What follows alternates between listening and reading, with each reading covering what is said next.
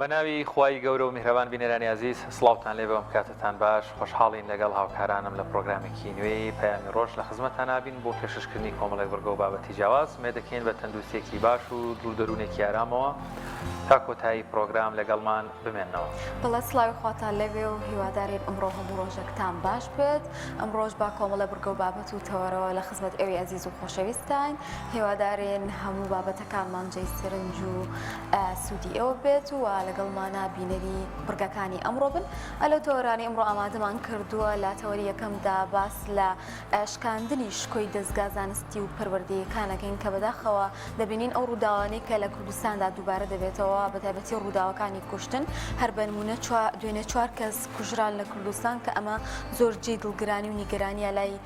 هەمومان وە ئەو کارەساتانە بەڕاستی دڵتەزێنن بۆیە ئەوەی جێی سەرنجی شاکە شکۆی دامەزراوە زانستی و پەروەردەیەکان دەشکێنرێ کە بەڕاستی پێویستە زیاتر گرنگی بدرێ بۆ بوارە و پێویستە پەروەردەیەک بکرێن کە چیتر دەست نەبرێت بۆ لایەنە زانستیەکان و ماشکۆی مامۆستا و شکۆی پەروەردەکاران وەکو خۆی بمێنێتەوە وەک چۆن کە هەمیشە ڕێزان لێگیرا و خاوەنی پلە و کەسایەتێکی زۆر بەڕێز بوون. بەڵام بەداخەوە ئەو ڕووداوانە دەبین لە کوردستان ناوبەناو دووبارە دەبێتەوە و ئێمەش تەوەریەکەمی ئەمڕۆمان تایبەت کردووە بەوە. وڵای زان دیارە هەر کۆمەڵگایەک پێویستی بە بابەتێکی زۆر گرنگیەویش پەروەردەیە بێگومان پەروەردەیەکی تەندروست دەبێتە هۆیەوەی کۆمەڵگایەکە لە ڕووی دەرونی و پەروەردەی زانستی و ئارام بێت. لە کۆمەڵگا موسڵمانەکان و بە دیاریکراویش کۆمەڵگای کوردی پەروەردەی ئیسلامیەکێکە لە سەرکەوتووترینە و پەروەردانەی بە درێژایی مێژوو ئەزمون کراوە و هەروەها ڕنگدانەوەی جوانی هەبووە لەسەر دڵ و دەروون و ڕەفتار و کردداری تاکەکانی کۆمەڵگا. وانەی پەروەردەی ئیسلامیش یەکێکە لە وانانەی لە نێو وەنهەجی خوێندنی پەروەردە و قوتابخانەکانە هەیە و بابزانین ئەم وانەیە کە باز لەوە دەکرێت دەستکاری بکرێت گۆڕانکاری بەسەردا بهێنرێ وەروەها لە هەمووی گرنگتر کاوانەی بەرگری لەمانەوەی ئەموانەیە دەکەن بەو شێوە تایبەتمەندی کە هەیە بۆچی وەک کاریگەری وانەی پەروەردەی ئیسلامی لەسەر ڕەفتار و کردداری تاکەکان یان بە شێوازێکی تر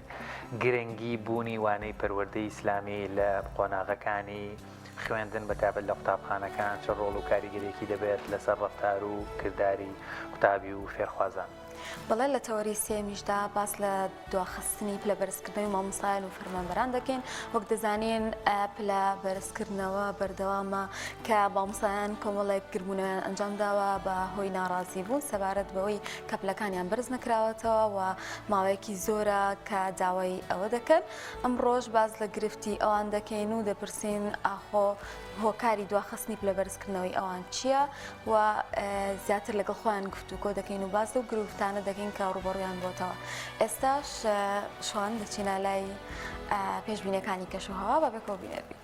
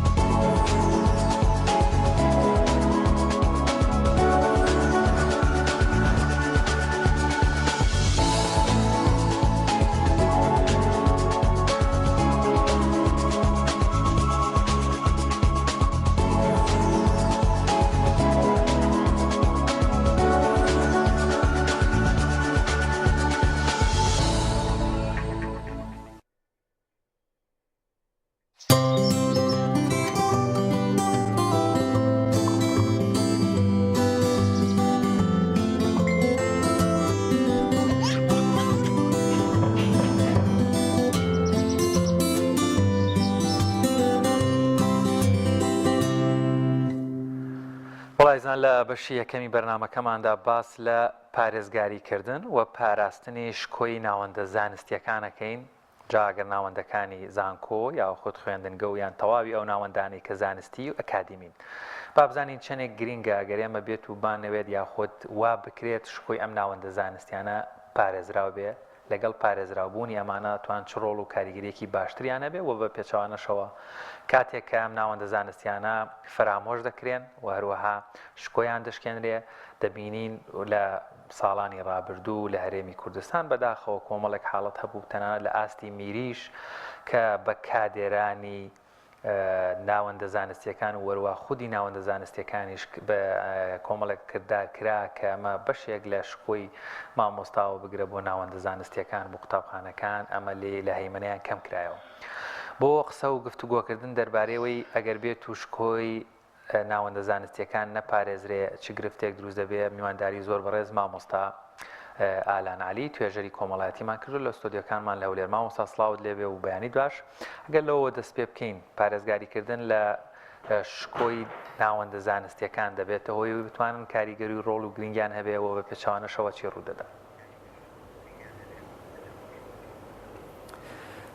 بەیانیتان باش زۆر سپاس بۆم دەرفەتە دیارە بۆ خۆی باز لە ناوەندەکانی خوێندن و ناوەندە زانستیەکان و ئەکادیمیەکانەکەین شکاندنی شکۆیان لەگەڵ باسکردنی ئەم بابەتە بەداخەوە دوێنێ بینیمان حاڵەتێک ڕوویە هەر بە پێویستی زانم لێرەوە سەری ڕێز و ناوازشیان بۆ دابنەم هەردووک دکتۆری بەڕێز کە بەداخەوە بۆ کارەساتە ژیانیان لەدەزا. ئێمە ئەگەر باز لە ناوەندی خوێندن و ناوەندە ئەکادیمیەکانی خۆمان بکەین چۆن شکۆیان پارێزراوە بێ یا چۆن ئەو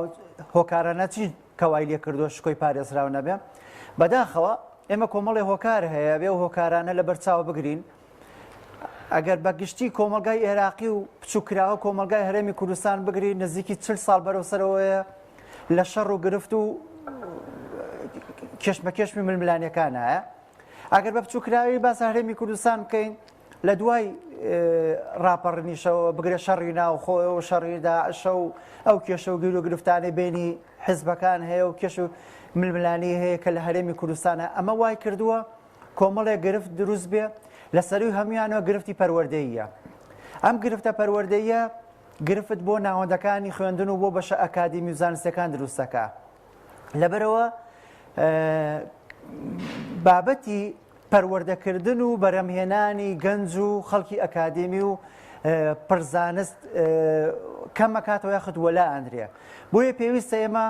پێویستە دەسەڵاتداران حکومەتی هەرێم و لایەنەکان بەگشتی هەمومان کۆمەڵگا کارێکی وا بکەین کە بتوانین پەرە بەلایانی زانستی و ئەکادیمی خۆمان بین و بتوانین ڕۆڵێکی وا بجێڕین کۆمەلگاکەمان یاخود خوێندن و زانیاری و ئەکادیمی بگەڕینەوە سەر ڕێسکەی پێشوو ئەمە زۆر کاتەیە باز لەوە کرێڵێ بۆ لە پێشترە بەو شێوازە وێستە بەو شێوازەیە بەداخەوە وەکوتمەوە گرفتانی کە لە کۆمەلگا هەیە ئەو کێشانی کە ڕوبەڕووی کۆمەلگا بێتەوە وا ئەکات کە کەوالیەتی بواری خوێندنیش لە نزمبوونەوە بێ بۆ نمونە کێشە و گرفتەکان و هەر جارە و کۆمەڵی هۆکار کە هێتە پێشەوە وا ئەکات ئاستی زانستی ئەو گرفتانی کە ئێستا مامۆستا هەیەی هەر لە مامۆستای ئامادەیی و سەرەتایی قوتابخانەکانەوە بگرێت تا زانکۆ و پەیمانگاکان و ئەو گرفتانە وا ئەکا مامۆستا نەتوانێت یاخود توانایەوەی نەبێ بابەتە مەعریف و زانستەکانی خۆی بە تەواوەتی پێشکەش بکە ئەمەش وا ئەکا نەوەیەکی بێبەرهەم یاخود نەوەیەکی بێ ئەوەی کە زانستی تەواو فێر بوو بێ یاخود لە نەهجیا بێت بەرهەمیت ئەمە واکە بینین ئێستا نەتیجەکەی بینین کۆمەڵێ گەنجمان هەیە ئەو کە ئێستا بەداخەوە ئەمە هەمووی ناڵێن بەڵام لە بواری زانستی و معریفیە زۆر لە دواوەن لاوازن ئەمەش وەکوتم هۆکاری هەیە حزبەکان هۆکارن دەسەڵات هۆکارە کۆمەلگا بۆ خۆی هۆکارە خێزان کە گەورەترین بابەتی کۆمەلگایە هۆکاری سەرەکی ئەم بابەتانەیە بەداخەوە ئێمە پەروەردەییمان لە ناوەندەکانی خوێندن و لە کۆمەلگاش بەگشتی لایانی پەروەردەییمان نییە لایانی پەروەردەییمان زۆر لاواز بووە کاتێک بینیمان حکوومەت یان با بڵێن لایەنە پەیوەنددارەکان مامۆستایەک موچەکەی نادرێتێ زانکۆکان و ناوەندە ئەکادیمیەکانی تر لە ڕووی تەنانەت لە کوالەتی بینا و منهەجەوە بیگرە تاوەکو جۆنیەتی کاتی دەوام و کتێبخانە و تاقیگە و کۆمەڵێک بابەتی تر مامۆستایان فرامۆش کران شەقیان تێڵە درێت دەرگای زانکۆیان بەسەردادا دەقرێت لە نێو حرەمی زانکۆیە لێ دەدرێن ئەمە وا دەکات منێکی خوێندکار ڕۆمە زانکۆ بڵێم بۆچی یان با بڵێن ستافی نوێی زانستی بۆ زانکۆکان زیاد ناکرێ وای کرد کە ئیتر خوێندکار وا بیرکاتەوە زانکۆ تەنها شوێنێک و بۆ خۆشی دەبێت بچێت و بێتەوە و ئیلا ئەبێت دەریشێت بۆ شێوە یانێ وێنایەک خراە نێوان یان شەڕێک خراە نێوان مامۆستا و قوتابی کە ڕەنگە نەخواستی قوتابیەکی دڵسۆز بێ و نەخواستی مامۆستایەکی بە ئەمەکیش بێت. بەڵێ بەداخەوەی کە من ئێڵێم ئەوەی کە جەنابیش ئێڵەی ڕاستە ئەو بابەتەی لەسەر کوالەتی خوێندن و لەسەر بینا و ئەم شتانە بڕوا ناکەم یعنی بەو شێوازەی کاریگەری هەبێ بەڵام کاریگەریە گرنگەکە ئەمەیە پێش ئەو حەدەسانی کە جەنابی شێباسیەکەی خوێندن بۆتە هۆکارێک وەکو خۆ عەرزکردنێکە و بابەتی زانستی زۆر لاواز بووە. من باسی جامعەت بۆ بکەم باسی ناوەندەکانی زانکۆت بۆ بکەم مەرزەمەیە کە قوتابی و مەرزەمەیە بەکارێنێت لەو مەرزەمەیە کۆمەڵێ بابەتی بچووکی تایە ئەوەکەی تری سەیرەکەی قوتابی عەرزی جلوبەرگ و کەشخێتی خۆیەکە گوێ لە بابەتەکان ناگرێ بابەتە زانستەکان بەهەن ناگرێ بەداخەوە ئەبینین ئێستا قوتابی قسە لەسەر ئەوەشەکە ئەگەر قوتابیەک غەششی کرد پێویست ناکە لێپرسینەوەی لەسەر بکرێ یعنی بە هەمومان بە خۆشمان و بە مامۆستایان و بە کۆمەڵگەش ئەمانەی خوێندنەوەی تر سووک بکەین خوێندن پێویستە بە شکۆیەکی جوان و گەورەکراوی هەبێ نەک بۆ شێوازەی کە ئێستا کاری لەسەرەکرێ و لە هەمان کاشاوی کە باسی کرد بەڵێ مامۆستایە کە لە ناوەندەکانی خوێندن ئەگەر موچەکەی بۆ ئامادە نەکرێ بیر لە بژێوی ژیانی بکاتەوە کە چۆن ژیانی خۆی بەڕێ بکە کوالەتی خوێندنی و مامۆستایەژێتە خوارەوە بۆیە بیر لەوە ناکاتەوە شتی داهێنان بکات بیر لەوە کاتەوە چۆن دینارێ پەیاکە بۆ ماڵ و مناڵەکەی بەداخەوە بابەتی دارایی و هۆکاری ئابووری و موچە کاریگەرێکی خراپی لەسەر کۆمەڵگە و لەسەر بواری خوێندن و هەموو کایەکانی ژیان کردووە بە ئومێدیەوەی کە بتوانین دەسەڵاتداران حکوومەت ئەم بابەتە کۆتایی پێبێنە یاخۆ زیاتر گرنگی پێبدات یاخود لە هەمان کاتا گرنگی زیاتر بە بواری پەروەردە و مامۆستایانی ئەم بوارە بدرێت ئەنی بابەتی ئابووری چارەسەر بکرێت ژیانێکی بۆ دابین کرێت بەڕۆی بیر لە داهێنان و پەرەپێدانی بواری زانستی خۆی بکاتەوە نەک ئەوەی کە وەکو وتم بیر لەوە بکاتەوە چۆن لوقمەنانێک پارێک پەیاکا بۆ ماڵ و مناڵی بەداخەوە ئەم بابەتانە هۆکارن وەکو وتم هۆکاری سەرەکی تریش هەیە ئێمە بەداخەوە شەڕی ناوخۆ گەورەترین هۆکار بوو کە لە هەموو کایە کۆمەڵایەتەکان زەرەری گەورەی لێیاین لە خستینیە پاشەوە ئەمانە هەمووی بووە هۆی ئەوەی کە کۆمەلگاکەمان یاخود خێزان ئێمە زۆر جار باز لە حکوومەت دەکەین بەڵام ئێمە خێزانەکانیشمان بەداخەوە هەبینین کۆمەلگا باز لە کۆمەلگای ئەوروپی کەین بابەتی هەڵوەشانەوەی خێزان و لایەنی معریفی ئەم بابەتانە کاریان لەسەر کرد بەڵام زانیان زەرەرە بۆ کۆمەلگایان زوو بە زوو بە خۆیان کەوتنەوە بەڵام بەداخەوە ئێمە ئێستا چەندەها کەسی ئەکادیمی و شارەزا لەو بوارە هاوارەکە ئێمەوە دیسان زیاتر پەرە بۆ بوارەین هەڵوەشانی خێزانمان بەداخەوە کە هەڵوەشانی خێزانیش دروست بوو ئەم بابەتانی کە ئێستا لە ڕۆژگاری ئەم ڕۆماناگەر من خراپترە بێ و زیاتر پەراسەنێ ئەگەر قوتابیەک لایەنی پەروەردەیی لە قوتابخانە نەبێ لە مزگەوت نەبێت لە ماڵەوە نەبێت ئەمە بێتە هۆکاری ئەوەی کە ئەو بیرکردنەوە هەرزەیانی خۆی چۆن بیەوێ بەکاری بێنێت بەڵێ عفو لەوە تێگەشتین کە بەڕاستی ئەو هۆکارانەی وای کردووە کە پەروەردە لاواز بێ وەشکۆی ناوەندە زانستیەکان گشتین بێ بەڵام هۆکار چیە کاتێک ئەم ناکۆکیانە ڕوو دەدا من یەکسەر پەنا بەرمە بەر کوشتنی کەسی بەرامبەر یعنی ئەمە لە ناکۆکیەکە چۆتە دەرەوە بەڵکو ئەمە لای گەنجێک دروست بووە کە من ئەبێ کەسی بەرامبەرم بکوژ بۆ ئەوەی کە شتێک بەدەست بهێنم ناتوانم گفتوگۆیەکی باش بکەم لە کاتێکدا کەسێکی پێگەیشتووە لە کاتێکدا کەسێکا کە لاجە پلەیەکی زانستی هەبوو بێ هۆکاری ئەم شێویە بۆچی دەگەڕێتەوە؟ بەڵێ دەست خۆش خاتون منە ئاماژەم پێەیە بەس ناڕاستەوە خۆ ئەم شەڕ و کوشتارەی کە ئێستا هەیە بەدەر لەو بابەتی کە دوێنێ ڕوویا کۆمەڵی بابەتی تر ڕۆژانە ئەبینین هەر لەوەی دوێنێ و پێرێ لەوە چێت لە هەرێمی کوردستان 3-4 کەس کوژرا بێتن لە هەرێمی کوردستان لە ناوچە جیاجیاکان بەداخەوە ئەم هۆکارانەی کە ئێستا باسەکرێ ئەم شەڕ و ئاژێەوە یاخود ئەم ناخگەرمیەی تاکی کورد کە هەموو بابەتەکانیان لە کوشتنی لایەنی بەرامبەرە ئەمە لایەنە پەروەردەیەکەیە بەداخەوە کە کارێکی وە وەکو وتم هۆکارەکان زۆرن یەکەم جەنگ لە ناوچەکە کە ئێمە وەکو وتم لە 40 ساڵی ڕابردووە ناوچەکەی ئێمە لە جەنگا بووە لە کێشە و گیر و گرفتا بووە شەڕی ناوخۆ کە ئەمەش هەر بە هەمان شێواز کاریگەری ململانەی حزبە سیاسیەکان کە سڕینەوەی یەکتری ئەو هۆکارانەی کەواکەن من لایەنی سیاسی تۆم بەدڵ نەبێ هەوڵی سڕینەوەت بەم تۆش بە هەمان شێواز ئەمانەوە ئەکات تاکێکی کورد یاخۆی گەنجێک بەرهەم هاتووە هیچ قوێم و لایەنێکی پەروەردەیی لە لای گرنگ نییە تەنەها ئەوێ سڕینەوەی لایەنی بەرامبەر بێت ئەجینا ئەگەر مامۆستایەک قسەیەکیش بە قوتابیەک بڵێ لە قازانجی قوتابیەکەیە نەک لە زەرەرێتی بڕوان ناکەم هیچ مامۆستایەک هیچ مامۆستایەک لە ناوەندەکانی خوێندن و لە ئامادەیەک لە قوتابخانەکانیشە ڕق و چینەی بەرامبەر بە قوتابی هەبێ بەڵام حەزەکە دایمە حەزەکە قوتابیەکەی لایەنی پەروەردەیی بەرز بێ ئاستی معریفەتی بەرز بێ چونکە هەموو بە شانازی بۆ خۆشیە گەڕێتەوە بەڵام زۆر جار قوتابی وەکو وتم بە سوکایەتی وەریەگرێ یاخود بە لایەنێکی بە بابەتێکی تر وەریەگرێ ئەبینی زۆر جار قوتابی تووشی هەڵشاخان و بەرپرسدانەوەی مامۆستا بێ لەسەرەوەی وەکو وتم ئێستا زۆربەی بڕۆ سەیری کۆمنتەکانی و بابەتەی دوێنێکە زۆر خەڵک قسە لەسەرەوە کاڵێ با مامۆستا دڵی گەورە بووە و غەشی کردووە فەسڵی نەکردایە با بە ئەمە شتێکە و قانونە یاسایە هەر مامۆستایانی بزانم دەربارەی ڕووداوی دوێنێ کە بەداخەوە زۆر بەداخەوە ڕووداوێکی دڵتەزێن و کارەساتبار بۆ کە بەسەر ناوەندە زانستیەکانە هات بەدەر لە کەسوکاری ئەو قوربانیانەوە و ئەو شەیدانە کۆمەڵێکی زۆر خوێندکار دەبینی تەنانەت دەستخۆشیان هەیە وەکۆی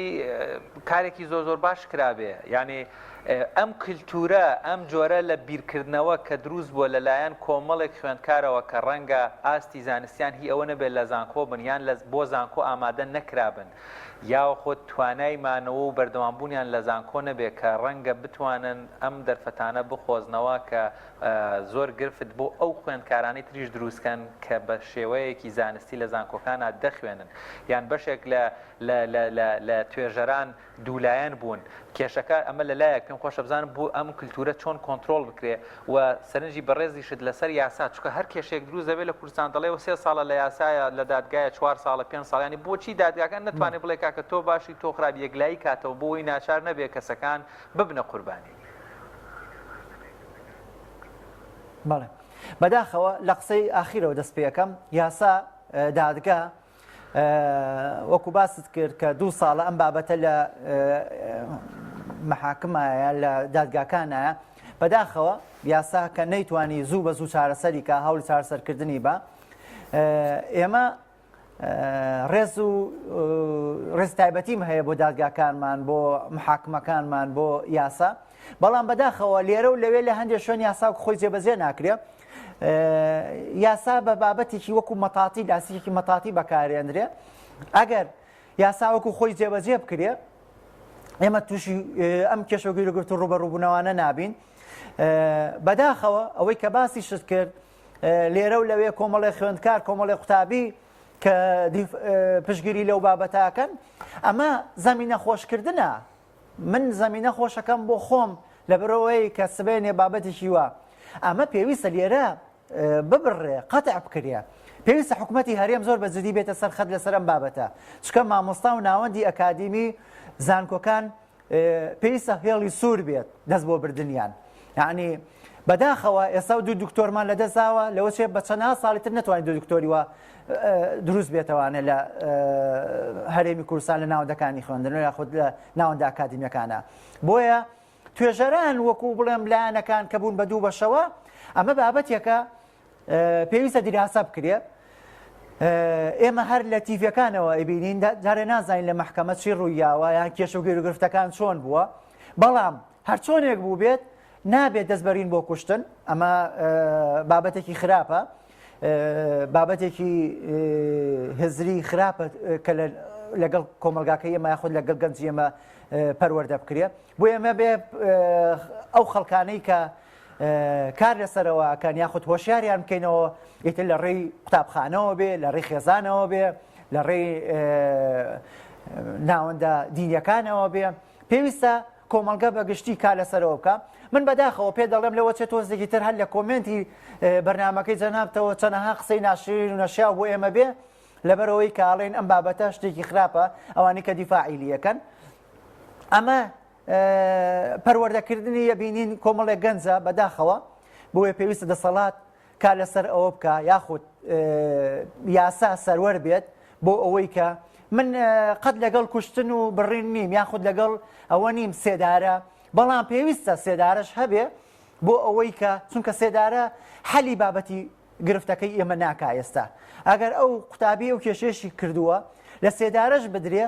بەڵام وەکووتم سەیریکە سەیری کۆمنت و بابەتەکانی ترکە کۆمەڵی خەڵکی تر هەیە وەکو ئەو بیرەکاتەوە. پێویستە حەلێکی مۆزوعیمان هەبێ بۆ ئەم بابەتە بۆ ئەوی بتوانین نەدووبارە بوونەوەی و چارەسەرکردنی ئەو خەڵکەی بۆ شێوازەش بیرەکاتەوە. ئەمە گرفتێکی سەرەکیە لە کۆمەلگا و پێویستە هەمومان حکومەت مامۆستایانی ئاینی لەسەر خەت بین بۆ ئەوەی کە هۆشیارکردنەوەی تاکانی کۆمەلگا، هۆشیارکردنەوەی کۆمەلگا بەگشتی خێزان بۆی بتوانین دەوری خۆمان بینی پەروەردەی خێزانی. من لەگەڵ ڕێزم بۆ ئەو خێزانە پێویستە ئێمە ئاگامان لە پەروەردەی مناڵەکانمان بێت، هەرسوکۆتی مناڵەکانمان بێت، بیرکردنەوەی مناڵەکانمان بێت، بزانین چۆن هەر لە کۆمنتی فەیسبوک و سۆشیال میدیا ئەبینین بیرکردنەوەی گەنجەکانمان چۆنە. بۆیە پێویستە خێزان نەک دەستخۆشی لێ بکە و واتەواتی ئەو بکە شانازی پێ بکە، نە پێویستە بە شێوازێک لە شێوازەکان پەروەردەی کە ڕێگری لێ بکەکەم بابەتە هەڵەیە پێویستە بەم شێوازە بیرکردنەوەت نەبێ ئەم شێوازە بێ. ئەمە کاری خێزان و کۆمەلگایە. بەداخەوە بینین ئێمە لە کۆمەلگایە کاژین ڕۆژانە چەندەها کوشتن و بڕین و ئەوە تا دەسە برێ بۆ ناوەندەکانی خوێندن بۆ خەڵکە ئەکادیمی زانستیەکان لەبەرەوەی کە پێدوتراوە بابەتێک هەڵەیە یاخود ئەو بابەتە نابێ کە بەو شێوازە بێ. ئەمە دەلالەت لەوەکە ئەگەر ئەم شێوازە وا بڕوە ئیتر کەس ناتوانێت بە کەس بڵێت تۆ ئیشێکی هەڵەت کردووە یاخود ئەمەوە هەمومان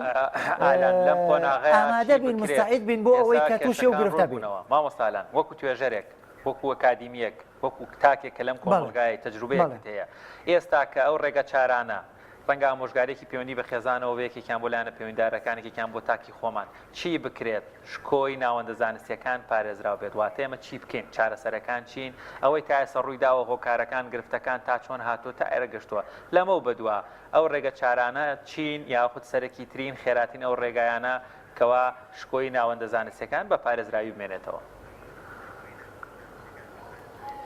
بەڵێ بخۆی ئەگەر باسی ئەو بابەتە بکەین من لە خێزانەوە دەست پێ یەکەم پێویستە خێزانەکانمان بەداخەوە ئێمە ڕۆژانە بینین کە سوکاری قوتابیانمان ناوەندەکانی خوێندن و معریفی بە سوک پیشانی قوتابیەکانیانیان ئەمە گرفتێکی سەرەکیە. لە هەمان کاتە حکوومەت حزبەکان پێویستە حکوومەت گرنگێکی تایبەت بە ناوەندەکانی خوێندن بدات ناوەندە ئاکادیمی زانستیەکان بدات و لە هەمان کاتە حزبەکان پێویستە ئەو حزبانەی کە حزبە دەسەڵاتدارەکان و حزبانی کە لە ناوەندەکانی خوێندنە دەسەڵاتیان هەیە پێویستە کارێکی وا بکەن تەداخولاتی بواری پەروەردەی و ئەکادیمی زانستی نەکەن. زۆر جار هەیە قوتابیمان هەیە خۆی بە حزبە هەڵەیاتەوە خۆی بە کەسە بەرپرسەکانە هەڵەیاتەوە ئەمە بێتە گرفت بۆ ناوەندەکانی خوێندن بۆیە پێویستە حزب یەکەم شت حزب خێزان حکوومەت زۆر بەجددی بێتە سەرخەت بۆ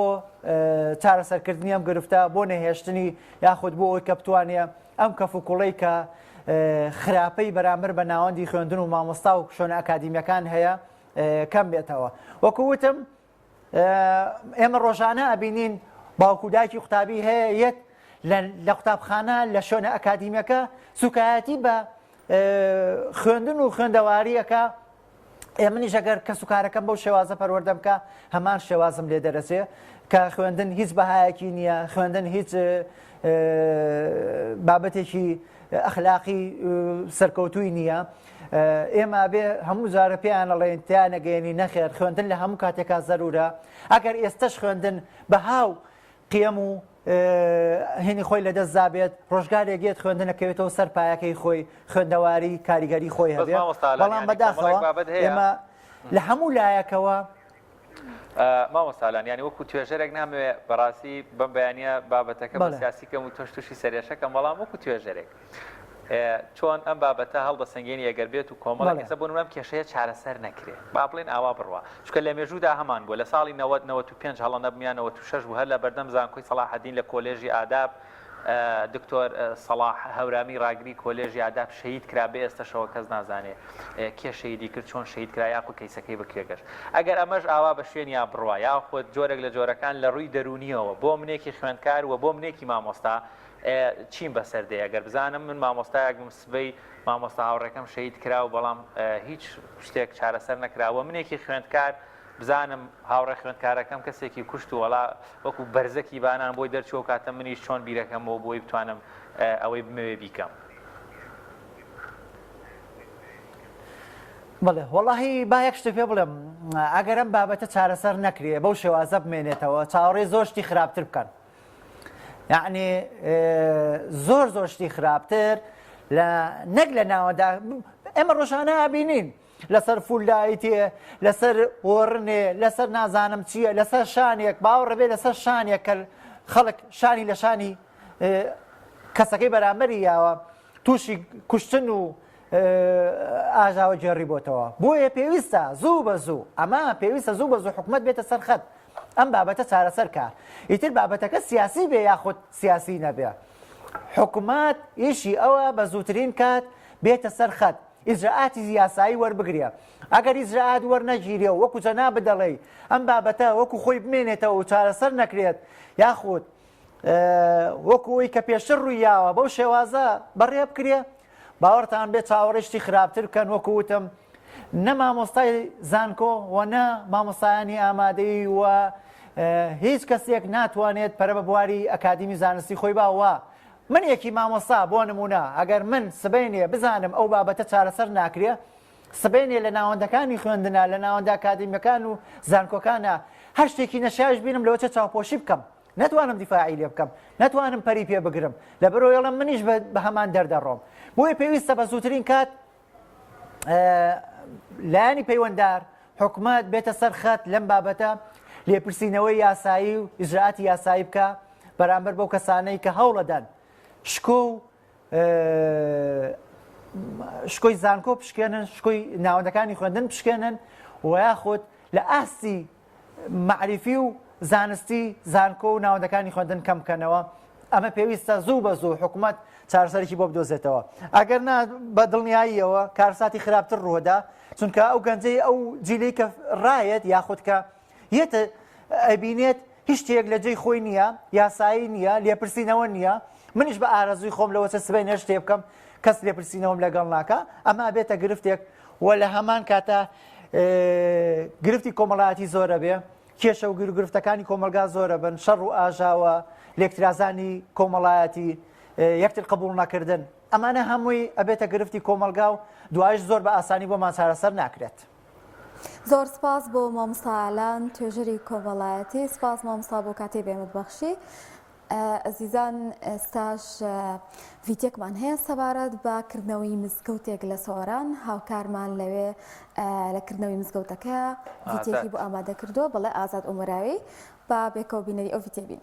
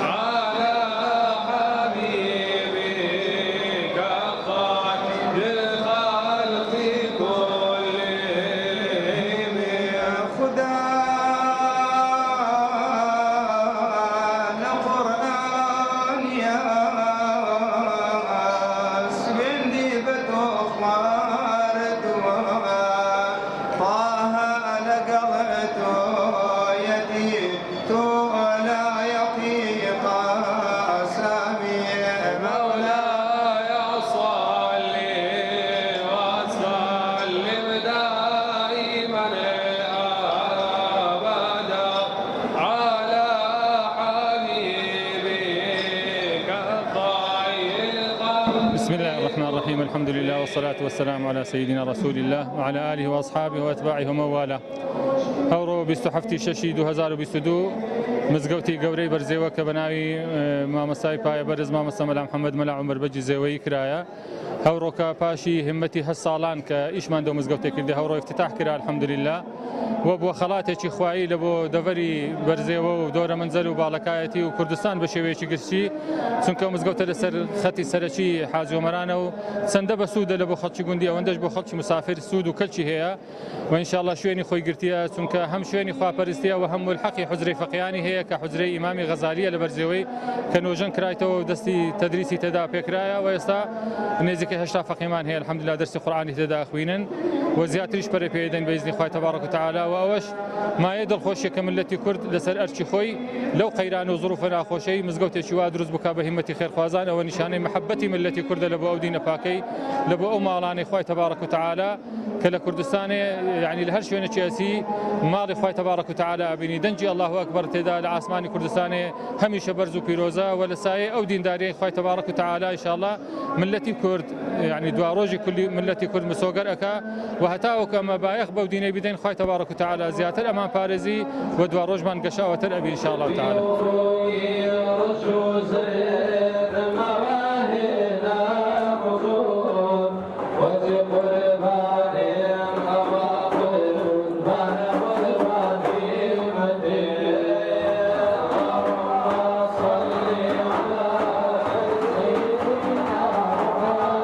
بسم الله الرحمن الرحيم. ئێمە پێخۆشحالین ئەوڕۆ بەشداریمان کرد لەکردنەوەی مزگەوتی مامەستا مەلا محەممەدی بەرزێوەی خوای گەورە پاداشیان بداتەوە مزگەوت لە چینفراوان و خۆش و شاکارێکی جوانە و خۆشبەختانە الحەمدولله لە هەرێمی کوردستان میلەتەکەمان ڕووی لەکردنەوەی مزگەوتەکانە ڕۆژ بە ڕۆژ مزگەوت دەکرێتەوە هەر ئەمڕۆ دیارە مزگەوتێکی دیکەش لە خەلیفانە دەکرێتەوە سپاس بۆ خوای پەروەردیگار و عوزرەکانیش الحەمدولله ڕۆژ بە ڕۆژ ڕووی لە زیادبووندانە ئەوەش نیشانە ئەوەیە کە خەرت بەرنامەکانی دیکەی بەسەر کردەوە هەمووی فەشەلی هینا خەرت دارش کە دەگەڕێتەوە ئەسلی ئیسلام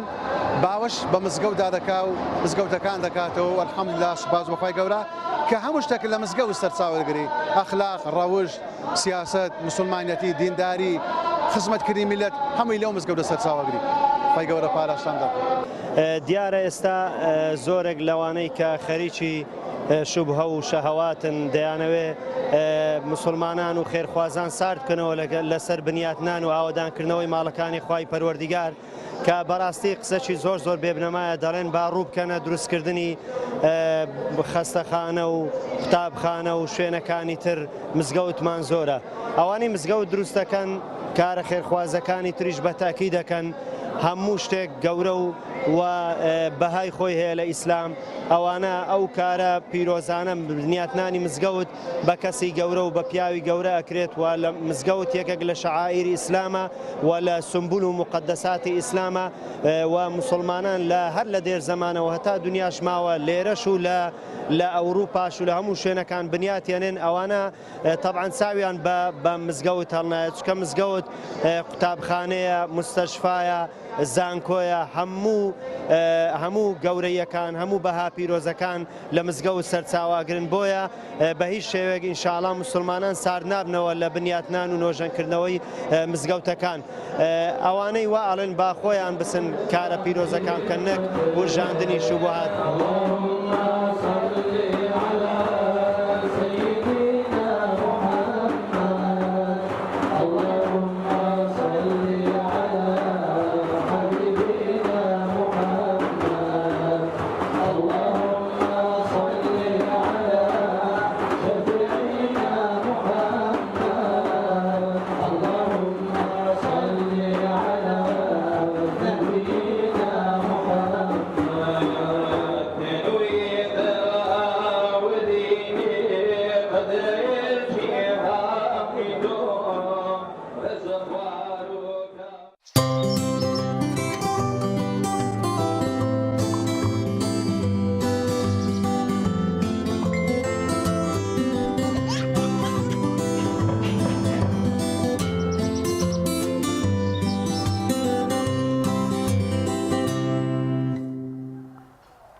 دووبارە سڵاوتان لەبێ خۆشەویستان.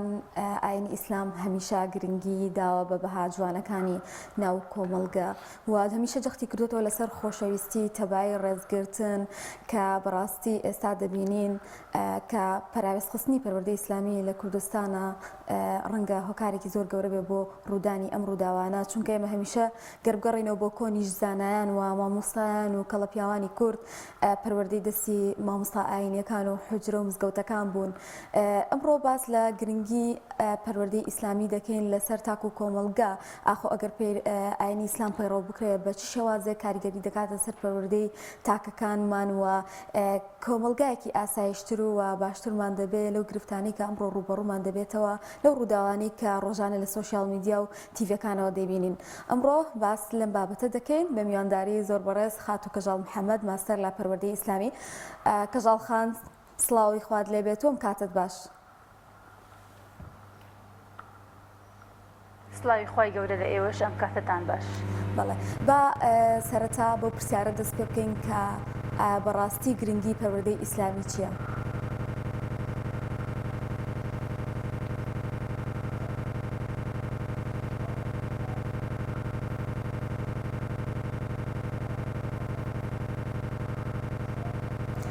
بەڵام سەوتم جارێ ناگا بە خات و کەژاڵ شوان ئەگەر بەڵێ وەک هاوکارم ئاماژەی بەوە کرد بەشێک لە گرفتەکان لە کۆمەڵگای کوردی لەبەرەوە دروسە بن کە پەروەردەکەمان گرفتیە. باشترین ئەو پەروەردانش تەجروبە ئەزمون کراوە لە کۆمەڵگای کوردی پەروەردەی ئیسلامیە. ڕۆژێک لە ڕۆژاندانە نیشتوین واتە لە نێوان مامۆستاکانە کە پێمان بوت ئاینی ئیسلام فەرمانی کردووە بە شتێکی ناڕاست، بەڵکو هەمیشە جەختی سەر ئەوە کردوێتەوە کە من ڕێز بگرم لە هاوڕێکام درۆنەکەم و ڕێز لە کەسانی تر بگرم، لەگەڵ کەسانی ترە هەڵس و کەوتم باش بێ، قسەکانم جوان بێ، کەسێکی کەسایەتێکی جوان و ڕۆژتێکی بەرزم هەبێ بۆ ئەوی کە ئەم گرفتاری دەیبینین لە کۆمەڵگای ئێمەدا بەڕاستی یەکێکە لە هۆکارانی کە ئاینی پەروەردەی ئیسلامی لە خوێندنگەکانیشمان بەڕاستی پەراوێز خراوە و کاریگەریەکانی لەم ڕۆدا دەبینین. بەڵێ شوان. بەڵێ دیارە هاوکارانم باز لەوە دەکەن لەگەڵ مامۆستا کەژاڵ بەردەوام بین لە تا چارەسەرکردنی دروستکردنیەوەی پەیوەندیەکەمان. هاوکارانمان ڤیدیۆکیان بۆ ئامادە کردوون لە مێرسین. دیارە مێرسین یەکێکە لە شارەکانی باکووری کوردستان. پیشەوەرێک 70 ساڵە بەفری شاخەکان بەکاردێنێت، بەڵام نازانین وەڵا بۆچی بەکاری دێنێ، با بزانین مۆزوع چییە.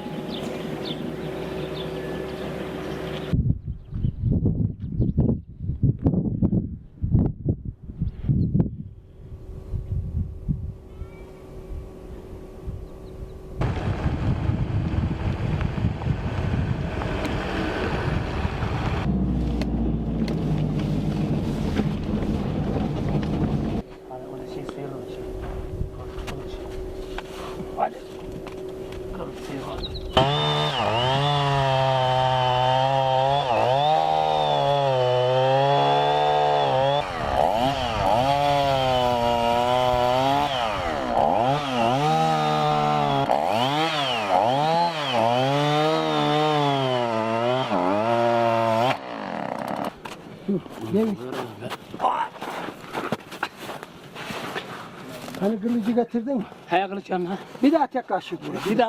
Bir daha mı attır? Bir daha. Bir şey var.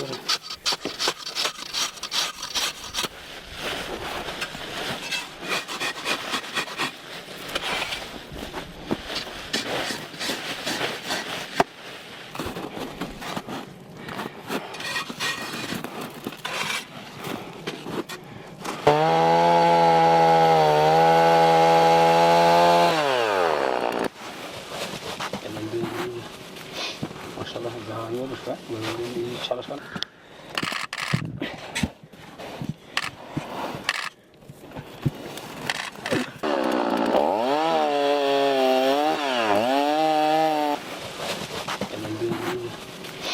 Maşallah daha iyi olmuş be. Böyle iyi çalışkan.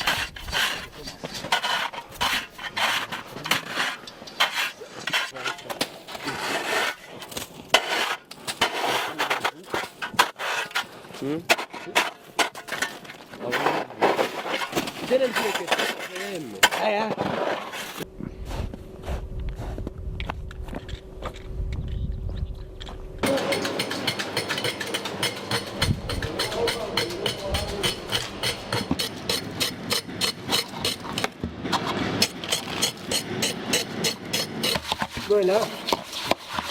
Şimdi yürüyorum işte bu.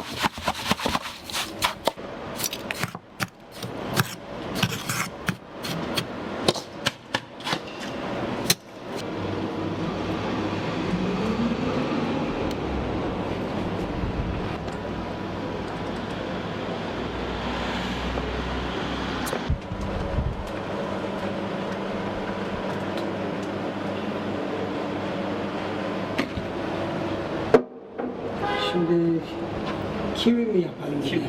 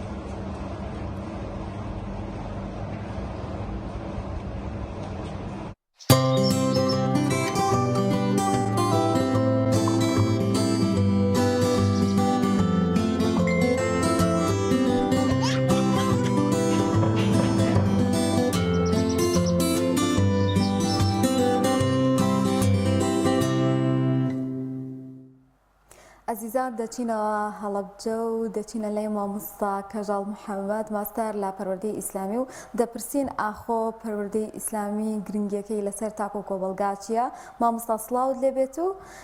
گەر ڕاو سەرنجی خۆتمان پێ بڵێ لەسەر بابەتەکە.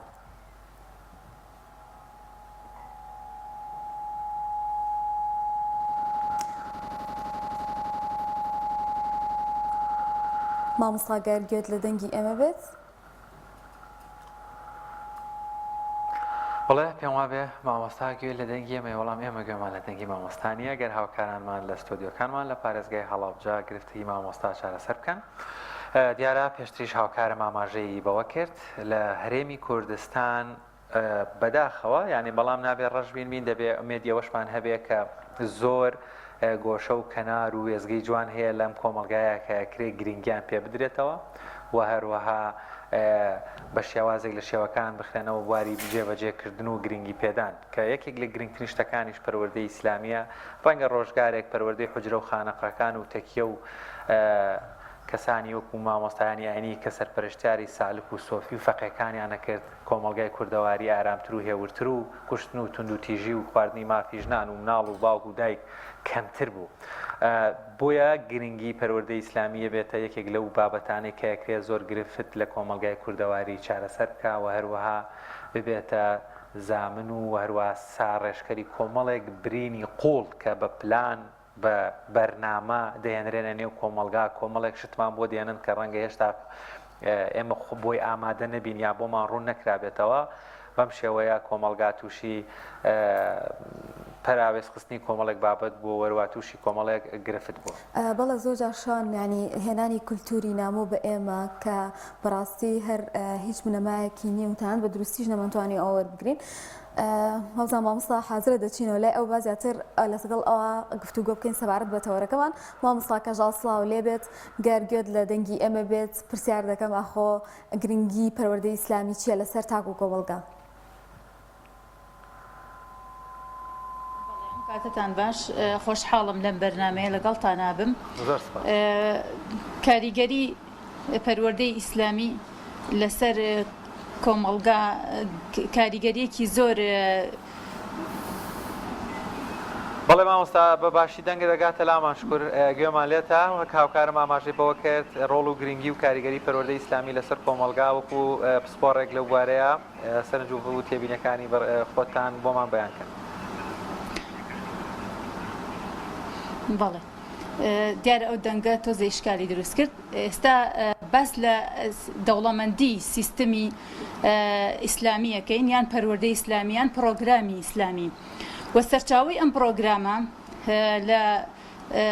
قورئانەوە وەرگیراوە. ئەتوانم بڵێم دەوڵەمەندترین و گشتگیرترین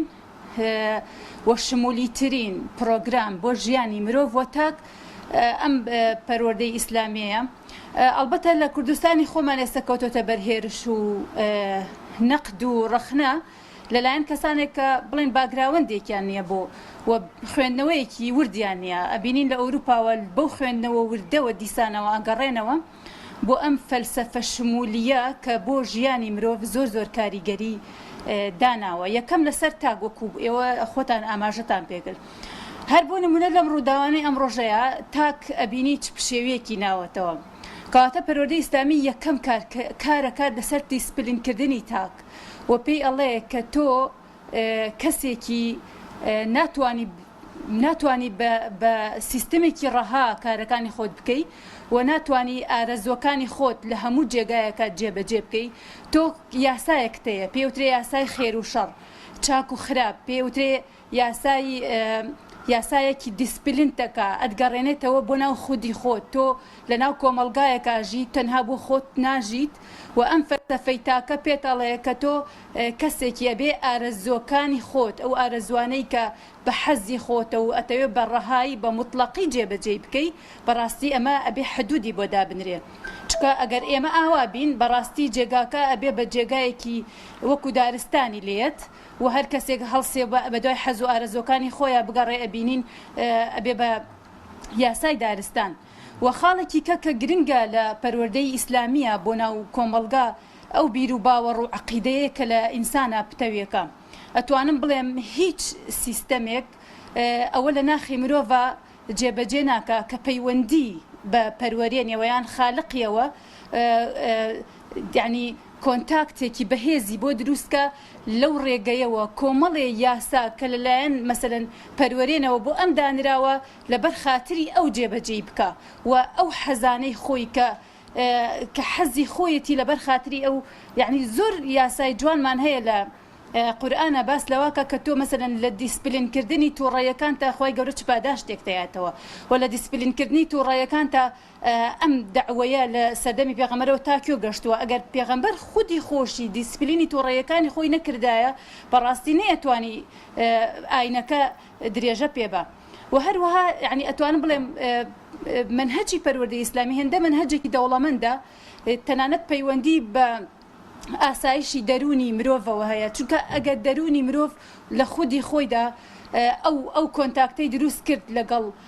خالقی خۆیە یعنی کۆمەڵێ ئاسایشی بۆ گەڕێتەوە لە ڕۆحی خۆیە یعنی تروای لێت ئەو لایەنە شێتیەی خۆی کۆنتترۆڵەکە و یاسای جوانمان هەیە لە فەلسەفەی ئیسلامی لە پەروەردەی ئیسلامی کە باس لە تەنانەت ڕێزگرتن ژینگە پیسی بەڕاستی پەیوەندی بە مرۆڤەوە هەیە. تۆ چۆن ئەتوانی ئەم کەونە لە ڕێگەی عەلاقەی تەسخیری و بۆ مسەخەرکردن تۆ چۆن بتانی بیپارێزی بەڕاستی یعنی قوت و فڕێدانێک ئەبێتە هۆکاری ئەوەی سبەینە یەخەی ڕۆڵەکانت بگرێتەوە. ئەمانە هەمووی پاداشتی لەسرە لە پەروەردەی ئیسلامیە لە ئەمن و ئاسایشە. تۆ کاتێک کە تاکێک توانی خودی خۆی کۆنتترۆلکە خودی خۆی دیسپلینکە ئەتوانێت ئەمن و ئاسایشی کۆمەلگایەک بپارێزێ. بەڵام تاکێک ئەگەر لە یاساکانی نظمی ئیسلامیە مؤسساتی ئیسلامی عفو لە سیستەمی ئیسلامی لایدا هەر با بڵێن کەسێک کە مەشروب خۆر بێ ئەتوانین بڵێن بزان چ پشێویەک ئەنێتەوە و هەموو ئەو داتایانە پێمانەڵێن کەسانی مەشروب خۆر چیان کردووە بەم وڵاتە و کەسانێک کە لە دیسپلینی خۆیان دەرئەچن و هیچ پەروەردەیەکی ئیسلامی معتەدیل یان میانڕێیان نییە چ کارەساتێک ئەخڵقێنن لەم وڵاتە. جا ئەمە ببەستینەوە بە پرۆگرامی منهەجی پەروەردەی ئیسلامی لە قوتابخانەکانە من خۆم وەکو قوتابیەک لەو بوارەیە باوەڕ یعنی باوەڕ کە ئەوەندە خزمەتەکە ئەو منهەجە ئەگەر حکوومەتێک وەکو حکوومەتی بەریتانیا بۆ نمونە کۆمەڵێ بابەت ئەخاتە ناو قوتابخانەکانەوە تەنها بۆ ئەوەی لە داهاتوو لە 20 ساڵی داهاتوو تاوان و تاوانکاریەکانی ئەو تاکانە نەچنێتەوە بەڵام تۆ ئێستا وەرە لە کوردستانی خۆمانە تۆ پێویستت بەوە نیە بڕۆی فەلسەفە و پرۆگرامی وڵاتێکی کە بێنی بڵێ وڵات لەبەرەوەی لە وڵاتی سوید ئەم کتێبەیان نییە یان ئەوەیان هەیە من ئەیهێنم چکە ئەو ژینگەیەکی تایبەت بەخۆی هەیە ئەو فەلسەفەیەکی تایبەت بەخۆی هەیە و بیریشمانە چێ یعنی کە فەلسەفەکانی ئەوانش کارە ساتی خۆڵقاندووە هەر بۆ نمونە لە ئەمریکا ئێمە ئەم هەموو تاوانکاریانە ئەبینین یعنی خۆیان ئاماژە بەواکەن تاوانکاریەکانیان زۆر زیاد لەوە زۆرترێکە ئێمە لە شاشەکانەوە پیشانەیەن لە قوتابخانەکانە چەند کوشتن و بڕی نەکرێ بۆچی لەبەرەوەی ئەمریکا هەڵگری فەلسەفەی کۆمەڵێ فەلسەفەی خێرا ئەهێنێتە باگراوەندی وڵاتەکەی خۆی و ئەی گۆڕێ بەڵام ئێمە لە وڵاتی خۆمانە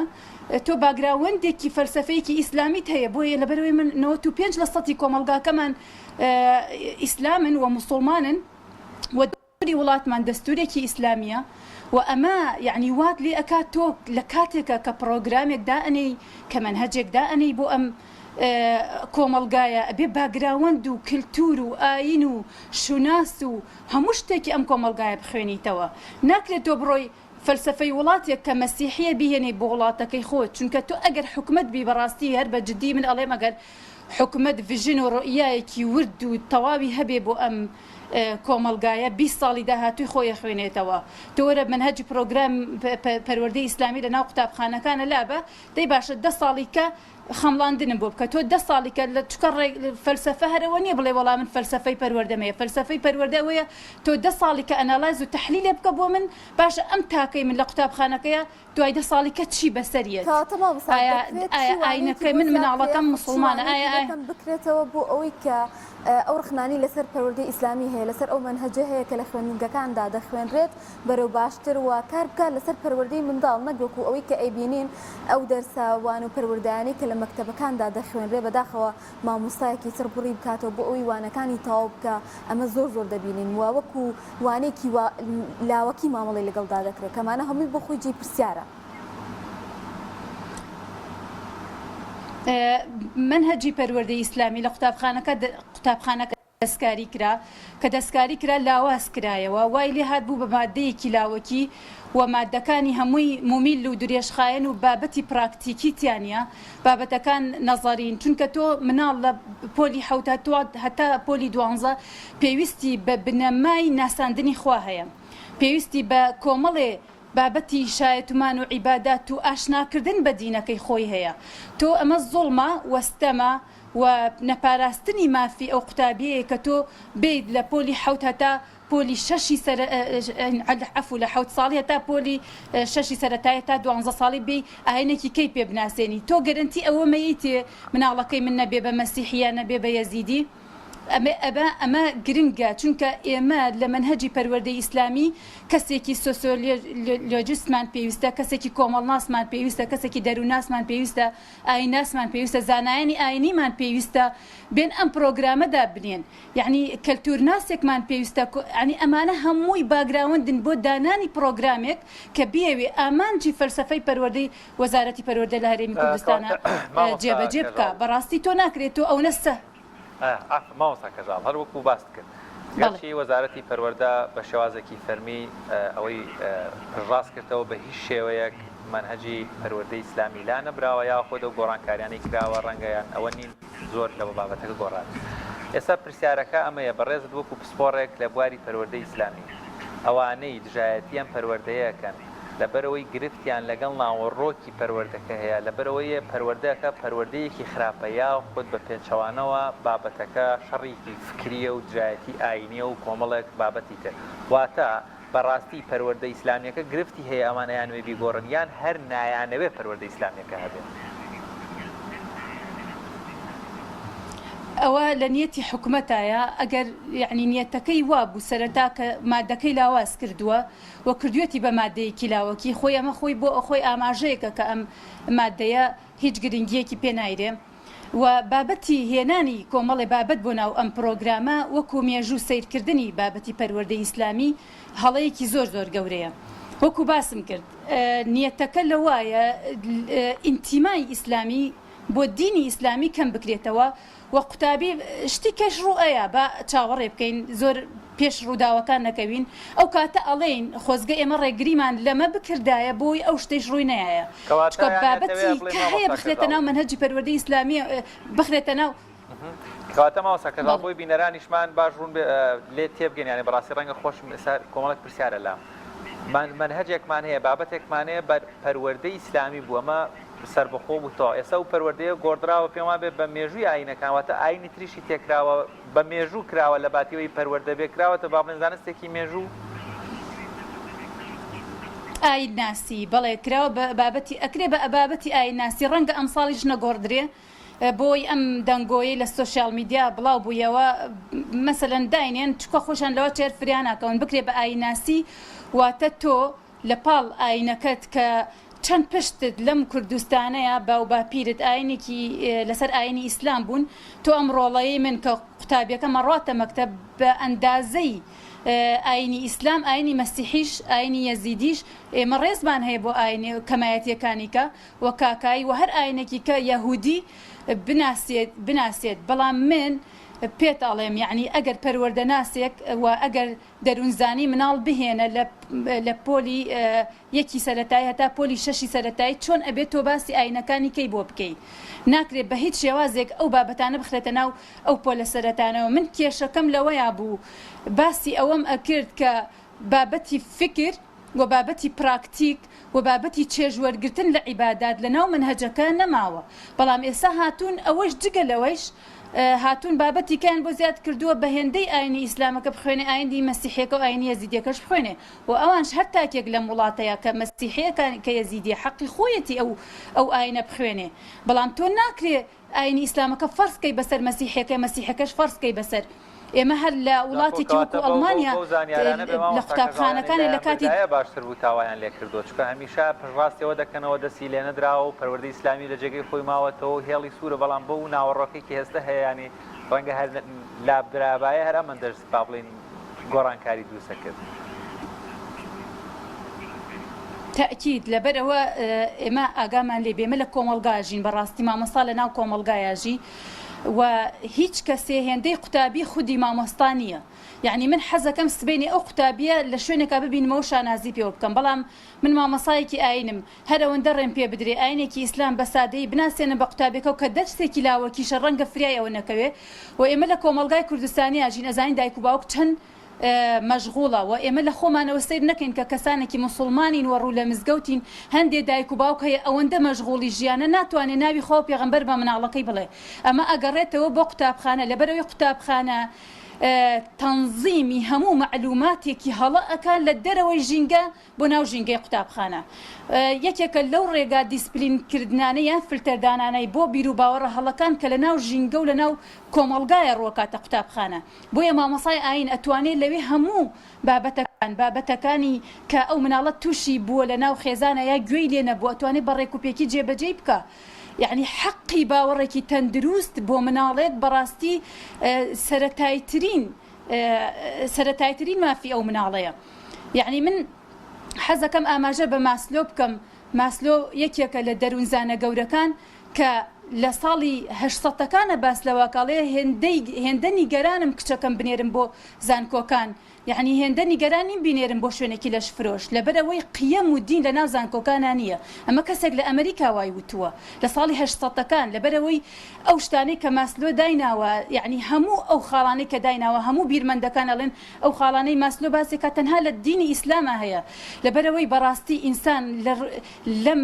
کۆمەڵگا هەرچی و پەرچی و ئێستا هەمووی شێواوە بە یەکا و دەروون شێواویەکی زۆر و پێشێلکردنی سەرەتایترین مافی ئینسان هەمومان دەروونمان شێواوە ئەگەر هات و قیەم بەها جێگیر نەکرێ لە ناو تاکە بەڕاستی کارەسات ڕۆدا ئەگینا کەسێکی وەکو ئەو دەروونزانە گەورەیە لە ئەمریکا چۆن قسێکی وا ئەکە خۆیمە کەسانی مسلمان لێرە هەمووی قساکە بەڵام حکومت گوێ لە کەسانی خۆمان ناگرێ بەڵام تۆ بڕۆ ئەو فەیلسوفانەی کە بدوێنە یعنی باس لە یەکێکی وەکو وەلیام جیمس کە خۆی دامەزرێنەری فەلسەفەی پراگماتیکە بۆ ئەمریکا بەهێزی ئیمانەکە بیر و باوەڕ و عەقیدە و پەیوەستبوون بەخواوە کە چۆن ئینسان منەظەمەکە وای لێکە کەسێکی ئەندامێکی بەسوود بێ بۆ دراوسێکەی بۆ کۆڵانەکەی بۆ کۆمەلگاکەی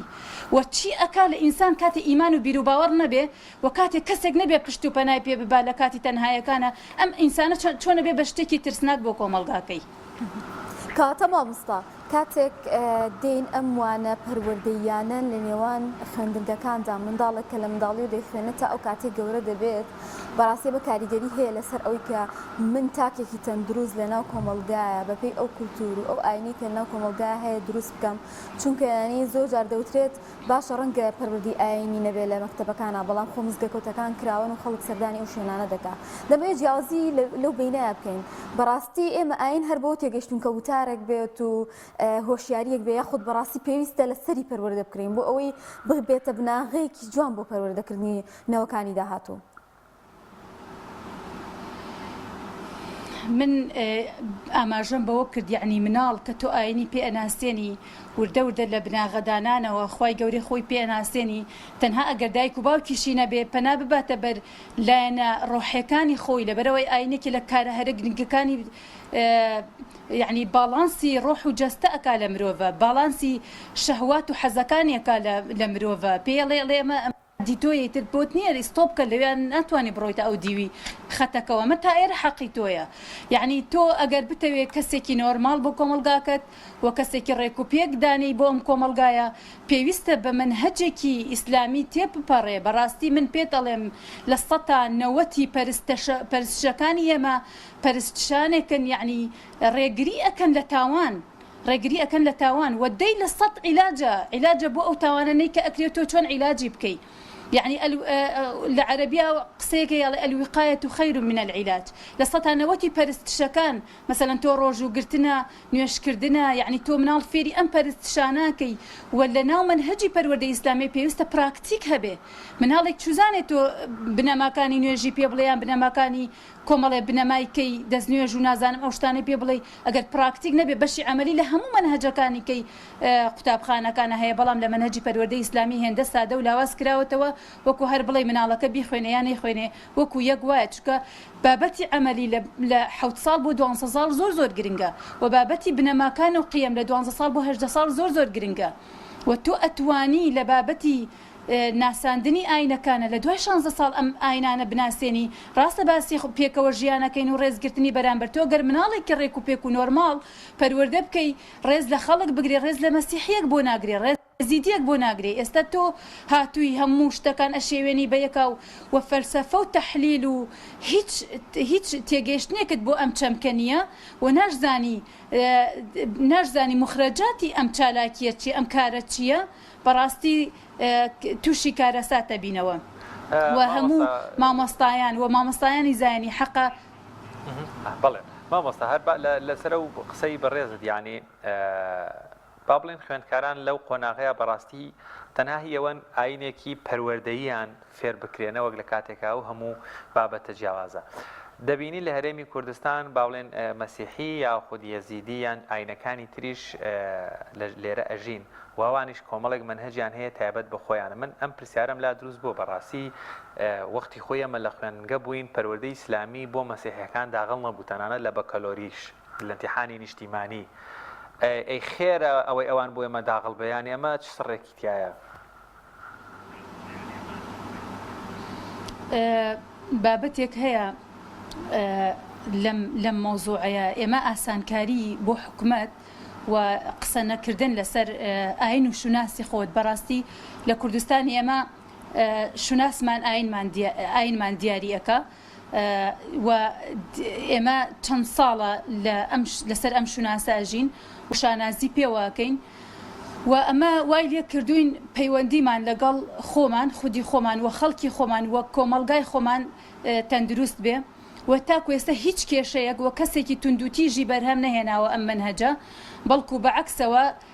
گەرمترین شەڕی تیرۆریست لە مەنتیقەی ئێمەیە بووە بەڵام هیچ کاتێ ئاینی پیرۆزی ئیسلام هانی هیچ کەسێکی نەداوە و هانی با بەرەو توندوتیژی و یەکتر سەڕینەوە و هەموو ئامارانەش پێمانەڵێ ئایا توندوتیژیەکان کێیکەن مەشروب خۆرەکانیکەن ئەوانەی کە دوورن لە یاساکانی ئیسلامەوە و ئەم بابەتی پێ ئەوان ناوێ ناو ئازادی تاکە کەسی ئەی هاوار ئازادی تاکە کەسی یعنی تۆ لە کۆمەڵگایەکە کە لە 95% ئیسلامە تۆ چۆن ییت ئازادی تاکە کەسی ئەیخەیتە بەردەم مناڵێک کە نازانێ شەو ڕۆژی خۆی چییە یعنی من مناڵی وان بینیوە چونکە نوێژەکانی ئێمە نوێژەکانی ئێمە تۆزێ دەستنوێژێکی تایە 4 کات نوێژی تایە نوێژی مەسیحی بینیوە بۆ نمونە لە یاریەکانە تەنها سێ گۆشەیەکە و ئەیکا ئەڵێ وەڵای من حەزم لە نوێژەکەی ئەوە ئیتر لەبەر چی لەبەرەوەی ئەم مناڵە تااقەتی تەکلیفی نییە تااقەتی ئەو قرسایەی نییە و لە حەدیسی ئێمەیە هەیەمە لە 7 ساڵە بێ ئاگامان لە مناڵەکان بێ و بەرەو نوێژەکان ئاراستەیان کەین لە 10 ساڵە توندی کەینەوە لە سەریان بەڵام مناڵێکی ئەمە مەسەلەن لە وەڵام من ئەو نوێژەی مەسیحیم پێ باشترەوە ئاسانترە ئەمە وردە ڕایە کێشێ کە ئاسانکاری بۆکە تووشی شەڵەقاندنی مێشکێکە و ئەو معلوماتانەی لەلایەن دایک و باوکە بە ڕێژەیەکی کەمیش بێ ئەوەندەی ئاگاداربی وەک لە کەتی پەروەردەواتە ئێستا هەمانە کۆمەڵی مەدرسە و مەکتەبمان هەیە مەسیحین هەمانیش پەروەردەی ئیسلامی خوێنن چۆن ئێمە بەشێک لە مێژیەوان بخوێنین بە ئەم بابەتە ڕاستیەکەی وەکو ئەوەی کە ئەوان بیخوێنن یان نەیخوێنن لە تا ماوەی تا خۆی لە هەموو تەمەنێکە تا 18 ساڵ ئەو کەسە بۆی هەیە ئاینەکەی خۆی بە ڕێکوپێکی بخوێنێ لە دوای 18 ساڵ ئەتوانێ زانستی ئاینەکانی کە بخوێنێ و کاتێک تحلیل و ئەنالایزێکەکە بۆ ئەم ئاینەی کە ئەگەر ڕێکوپێک بوو بەدڵی بوو وەکو ئێستا ئەبینین چەندین زانا و فەیلسوف لە ئەوروپا قورئانە خوێندنەوە ئەوان قورئان وەکو ئێمە ناخوێنەوە بە ڕێکوپێکی و بە شێوازێکی زانستی خوێندنەوە وەڕوئەکەنە ئیسلام و قەناعەتیان پێەتی قەناعەتی کولی لە ڕێگەی فەهم و تێگەیشتنی خۆیانەوە بگەن بەو ئاینە بەڵام تۆ لە ناو کۆمەڵگایەکە کە لە 195 مسلمانەوە ئەشزانی ئەمە ئەبێ بە بابەتێکی ترسناک چونکە ئەم تاکە خێتە بەردەم هەڕەشە ئەگەر ئەم مناڵە ئاینی خۆی گۆڕی تۆ زەمانەتیەوە ئەکەی لە ناو کۆمەڵگایەکە مەسەلەن هەمووی مسلمانە نەبێتە هۆی دەمارگیری و تەعەسوب و شەڕانگێزی و ئێمە ئاسانکاری نەکەین بۆ ئەم هەنگاوە بەڕاستی بەرەوەی ئەگەر ئاسانکاری بۆ بکەین و ئەگەر ئەم منهەجە لا ببرێ منهەجێکی کە ئەهێنرێتە جێگاکەی و ئەو منهەجەش 180 پلە پێچەوانەی ئەم منهەجەیە و مناڵەکان منم بەرەو ئاکارێکە بە یان بەرەو ڕێگایەکە بە نەک حکومت خۆشی نایبینێ بەڕاستی ئەو سەری ڕێگاکەی لێ ڕوون نییە من پێتەڵێ مەڵێ مەگەر فەلسەفەی پەروەردە ئاوا بێ فەلسەفەی پەروەردە پێتەڵێ 10 ساڵی کە من ئەمەوە مناڵە چی لێ بکەم بەڵام یەکێکەڵێ گۆڕەیەکی ئەڵێ نایگۆڕەیەکی ئەڵێ هەڵەی تایەکی ئەڵێ ئاینی کەی هێناوەیەکی یعنی کەس نازانێت فەلسەفەی پەروەردەیە وڵاتە چی تۆ نابێ دایک و باوکان ئاگایان لە مۆزعەبێت چکە دایک و باوک یەکێکە لە هەرەک فاکتەرە گرنگەکان لە ناو عەمەلیەی تعلیمی وڵاتە وەلی ئەمرەکان مامۆستاکان مشریفەکان و هەموو پسپۆڕەکان و پرۆفیسۆرەکانی زانکۆ کە گەورەترین عەقڵی کۆمەڵگایە بێ ئاگایان لە مۆزعەبێ زانایانی ئاینی کە قورسایەکی گرنگیان هەیە لە کۆمەڵگای ئێمەیە ئەبێ ئێمە ڕاوێژیان پێ بکرێت و ناکرێت تۆ مەلەیەکی دژەڕەوت بکەیت و کارەکان بەو شێوازە بێ و نەشزانم 10 ساڵی کە چی بەسەر ئەم مناڵەیەت چی بەسەر ئەم گەنجەیەت ڕوبەڕووی کوشتنە بێتەوە و ئەم مناڵەی من ئاینەکەی گۆڕی تۆ زەمانەتیەوەکەی من ڕازیم نییە مناڵی من ئاینەکەی بگۆڕێت ئەمە لەسەر ڕێچکەی چەندین پشت و لێرەوە سپاس دەکەین.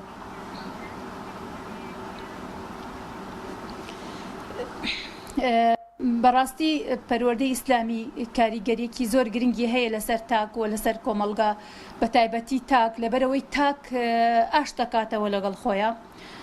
کە ئینسان لەگەڵ خودی خۆیە ئاشت بوو لە خودی خۆی ناسی لە ڕووی معنەویەوە لە ڕووی ڕۆحیەوە بەرز بوو و پەیوەندیەکانی پتەوە بێ لەگەڵ دەوروبەریە و ئەگەر لە ناو خێزانەکەیە تاکێکی ئەو تاکە دەرناچێت کە بەیانی تایوەرە دایک و باوک ئاگایان لێ نییە و ئەو تاکە دەرەچێت کە خزمەت بە دایک و باوکی بکە و کار بۆ چەسپاندنی قیەم و بەها ئیسلامیەکان بکە کە لە ناو خودی خۆیە هەیە و ڕنگدانەوەی هەبێ بۆ دەوروبەرەکەی و ئینشاءالله هەر بەو شێوازەی شەبێت. زۆر سپاس بۆ مامۆستا کەژاڵ محەممەد ماستەر لە پەروەردەی ئیسلامی سپاس بۆ ئامادە بن مامۆستا شوان ئێستا شۆزانتەوەری سێممان ئامادەیە کە باس لە دواخستنی پلەبەرزکردنەوەی مامۆستایان و فەرمانباران دەکات سەرڕای پێنەدانی شایستە دارایەکانیان بەداخەوە یەکێکی تر لەو گرفتانەی کە تووشی مامۆستایان فەرمانبەران بۆتەوە ئەویش دواخستنی پلەبەرزکردنەوەی ئەوانە ئێستا شۆزانیانێکمان هەیە لە دەچینە ستۆدیۆکانمان لە شاری کەرکووک زۆر بەڕێز مامۆستا ئەحمەد کەرکووکی کارگێڕی سکرتاریەتی ئەنجومەنی مامۆستایانی پێشەنگمان لەگەڵە مامۆستا ئەحمەد سڵای خوات لێبێ و گەلەوە دەست پێ بکەم بەرزکردنەوەی یان ڕاگررتنی بەرزکردنەوەی پلەی مامۆستایان و تایبەت لە وەزارەتی پەروەردە و فەرمانبەرانیش ئەمە بە دیاریکراوی لە کێوە ڕاگیراوە یاخود کۆتا جارکەی تر مامۆستایان پلە بەرزکردنەوەیان بۆ کراوە و ئەمە لە ڕووی یاساییەوە وەروا لە ڕووی کاروباری داریەوە چ گرفتێک دروست دەکات.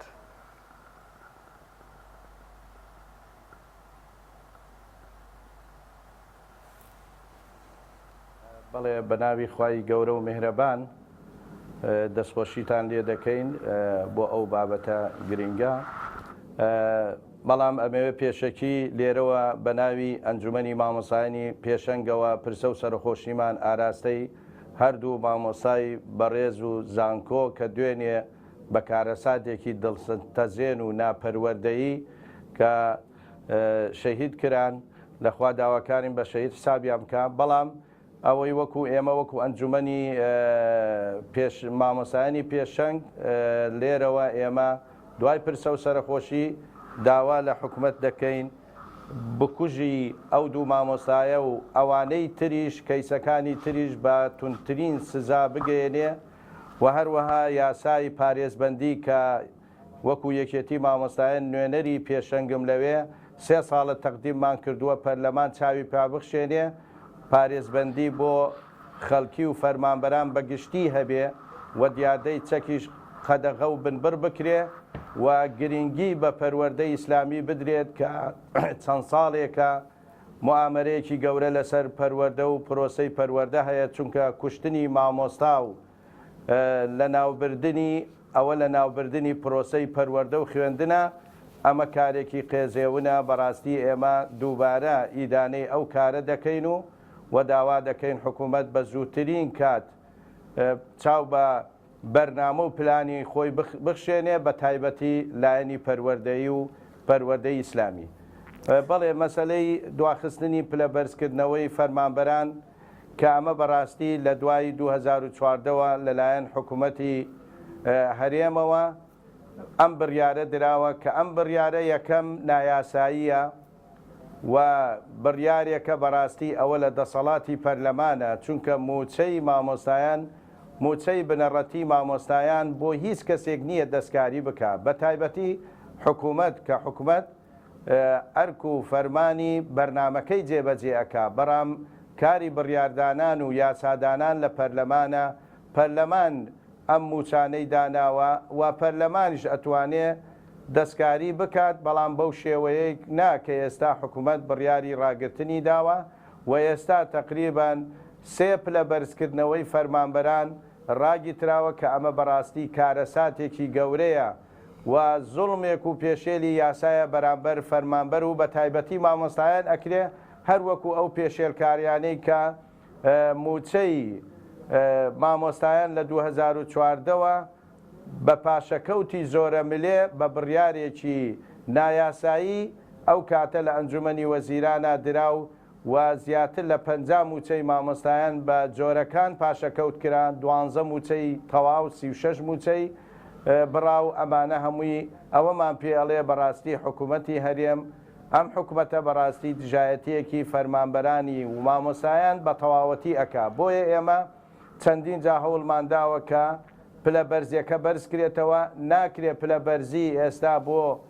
هێزەکانی پێشمەرگە گەڕاوەتەوە بۆ حاکمەکان گەڕاوەتەوە بۆ وەزارەتی ناوخۆ گەڕاوەتەوە خێرە لەم زوروفەیە و لەوەی کە نەوت لە ئاستێکی زۆر بەرزە ئەفرۆشرێت تۆ بێی دەست بۆ پلە بەرزکردنەوەکە بەردەوام بکەیت و چەندین مامۆسایانیش کە خانەنشین نەکرێن لەم قۆناغانە ئەوانە هەمووی بە پلە بەرزکردنەوەکەشیان بۆ حیساب نییە بۆیە بەڕاستی ئەمە زوڵمێکی گەورەیە لە فەرمانبەران و لە مامۆستایان نەکرێ چونکە ئەمە لە بەغاژ شتیوان نییە و ئێمە یاسایی وەزارەت و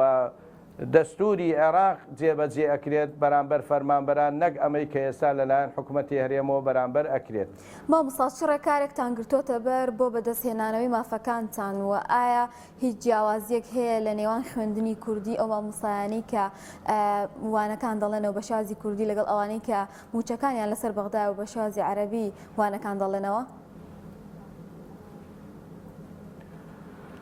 بەڵێ جیاوازیەکی زۆر هەیە. مامۆستایانی خوێندنی کوردی کە لە کەرکووک و ناوچە دابێنراوەکان زیاتر لە 20,000ەکە هەر لە شنگارەوە تا خانەقین کە پێڵێن ناوچە دابێنراوەکان لە دوای 16 ئۆکتۆبرەوە لە 151 خاکی ناوچە کوردستان لە دەست درا بەهۆی هەڵەی سیاسی و سەرکردایەتی کورد. بۆیە ئەو مامۆستایانە کە ئێستا لە خوێندنی کوردین کە نزیکەی 6,000 مامۆستایە، بەڵێ جیاوازیەکی زۆر لە نێوان مامۆستایانی خوێندنی کوردی لە کەرکووک لەگەڵ مامۆستایانی خوێندنی ناوەندی کە سەر بە ناوەندن و بە عێراق جیاوازیەکی زۆر هەیە. ئەگەر بیتە سەر موچەکانی ئەوان لە کاتی خۆی ئەدرێ، هیچ پاشەکەوتێک لە موچەیان نەکراوە و پلە بەرزکردنەوەیان بەردەوامە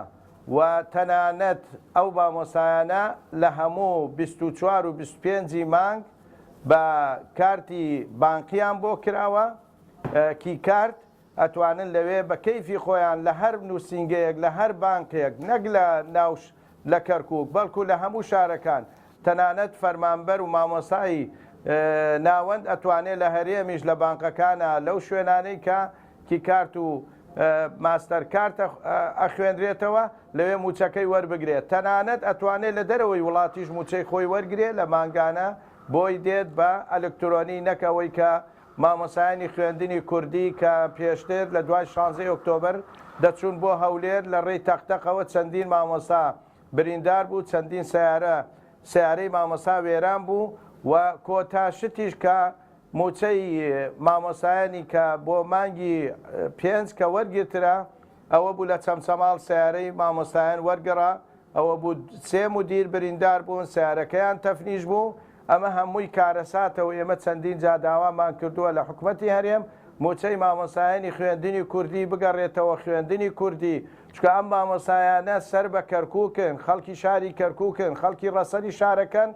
ناکرێت ئەو عەرەبانەی هاوردە کراون مۆزەفیان مامۆستایان هەمویان گەڕانەوە شارەکانی خۆیان، فەرمانەکەشیان نەقل کرا، وەزیفەیان نەقل کرا، زەوی درا پێیان. بەڵام مامۆستایانی خوێندنی کوردی کە زۆربەی ئاوارە بۆ گەڕاوەتەوە هیچ حیسابێک لەلایەن حکوومەتی هەرێم ناکرێت، بەڵکو کارەکان هەمووی بە سیاسی کراوە. بەڵێ جیاوازی موچەی مامۆستایانی خوێندنی کوردی لەگەڵ بەغایە کاتی خانەنیشین 600,000 فەرقی هەیە، 600,000 دینار.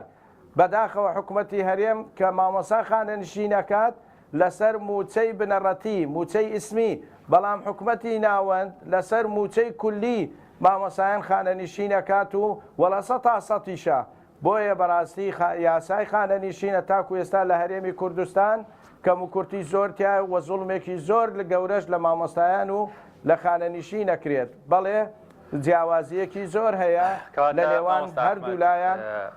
تەنانەت لە هەتاکو سلفەی عەقار و ئەوانەش بۆ مامۆستایانی خوێندنی کوردی نییە. تەنانەت من پێش 2 هەفتە چووم بۆ ئەوەی کەفیلی یەکێک بم لە مەحکەمەی کەرکووک، سەیری هەویەکەمی کرد، هەویەی هەرێمە، مامۆستای هەرێمم ڕسمیە، وتی نایخوات کەفالەتی ئێوە ناخورێت لە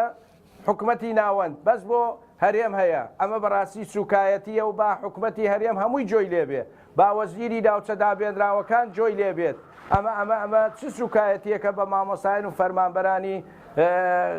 خوێندنی کوردی ئەکرێت؟ وەڵا بەداخەوە ینی فەرمانبەرێکی حکوومەتی هەرێمی کوردستانەگە لە ناو شاری کەرکووک بژی بێوێ لە ڕووی یاساییەوە کەفالەت بۆ هاونیشتیمانیەک دراوسەکەی مناڵەکەی هەر کەسێکی تر بکاتەوە بایەخێکی یاسایی نیە لە دایرەکانە.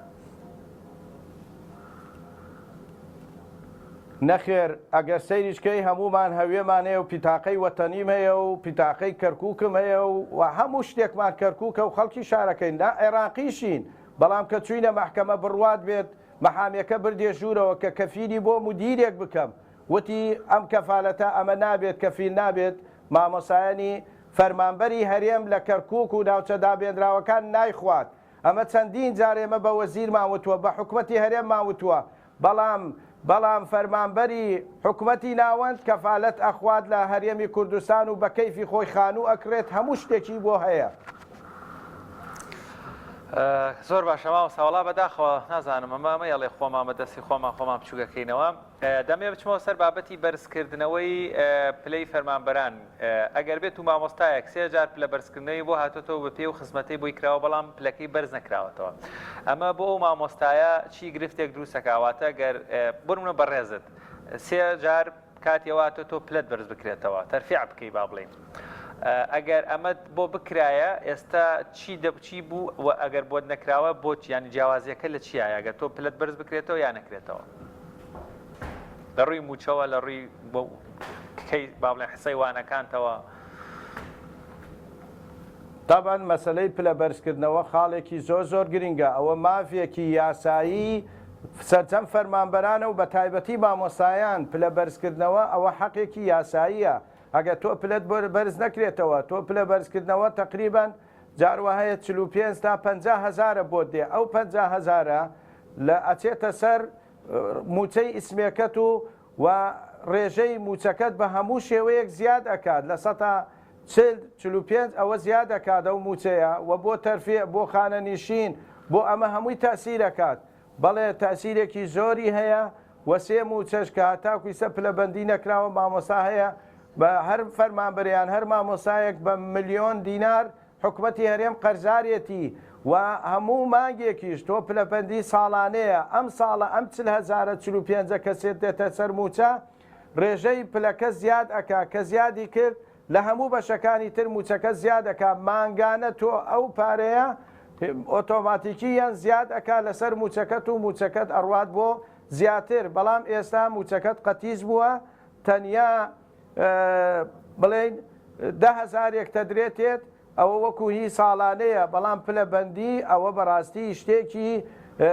یاساییە ئەمە هەر لە ئیستەوە نییە چەندین ساڵە بۆ فەرمانبەر و مامۆسا چونکە ئەمە مافێکی خۆیەتی مافی مناڵەکانێتی مافی خێزانێتی ئەو پلەبەندیە بکرێت ئەگە پلەبەندیەکە نەکرێت تەمان لە خانە نشین لێت ئەبڕێت و کەم و کورتەیەکی زۆر ئەبێت تەنانەت هەر بۆ شەهادەوانەشی تاسیرەکات ئەمە بەڕاستی زوڵمێکی گەورەیە حکوومەتی هەرێم لە فەرمانبەران و لە مامۆستایان ئەکات ئێمە داوامان کردووە چەندین جار زیاتر لە 15 یاداشمان داوەتە حکوومەتی هەرێم کە وەزارەتی دارایی کە پلەبەندی بکرێت ناکرێت دوێنێ پەرلەمان و حکوومەت بڕیاری ئەوەدا کە زیاتر لە 5,000 دکتۆری بەیتەڕیت دابمەزرێ باشە پلەبەرزی مامۆستایان زەرورە بەڵێ دامەزراندنی زەرورەکە دامەزراندنە تا ئێستا وەستاوە بەڵ نابێ پێشێرکردنی یاسا و مافەکان بکرێت هەتا مامۆستایانی وانەبێژیش بەڕاستیە تاکو ئێستا زیاتر نزیکەی 30,000 مامۆستای وانەبێژە ئەمانە ئەگەر دانەمەزرێن و ئەمە پلەبەرزیەکەی و ئەمانە هەمووی تاسیر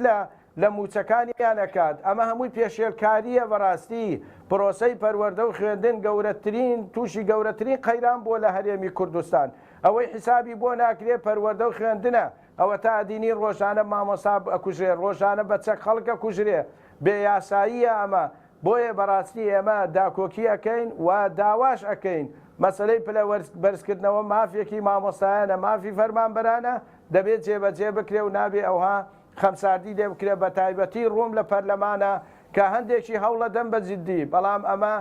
کەم نییە دەبێت زیاتر هەوڵ بدرێ تەنانەت پارێزبەندی مامۆستایانیش کە ئێمە 3 ساڵە داوامان کردووە ژیانی دابین بکرێ ژیانی پارێزراو بێ بەڵام بەداخەوە لە پەرلەمان ڕەفزی بۆ هاتۆتەوە هۆکاری پەراوێزخستنی بەڕاستی داواکانی مامۆستایان چییە؟ ینی بۆچی هۆکار چییە کە وڵامتان نادرێتەوە لە کاتێکدا بەڕاستی مامۆستایانی کەرکووک بوونێتە قوربانی خوێندنی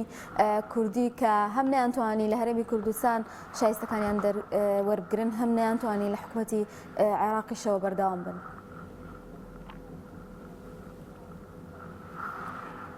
هۆکارەکان ئەوەیە حکوومەتی هەرێم بەڕاستی بەدەم پەروەردە و فێرکردن و خوێندنەوە نایەت کەسی نەخوێندەواریەوێ کەسێکێوێ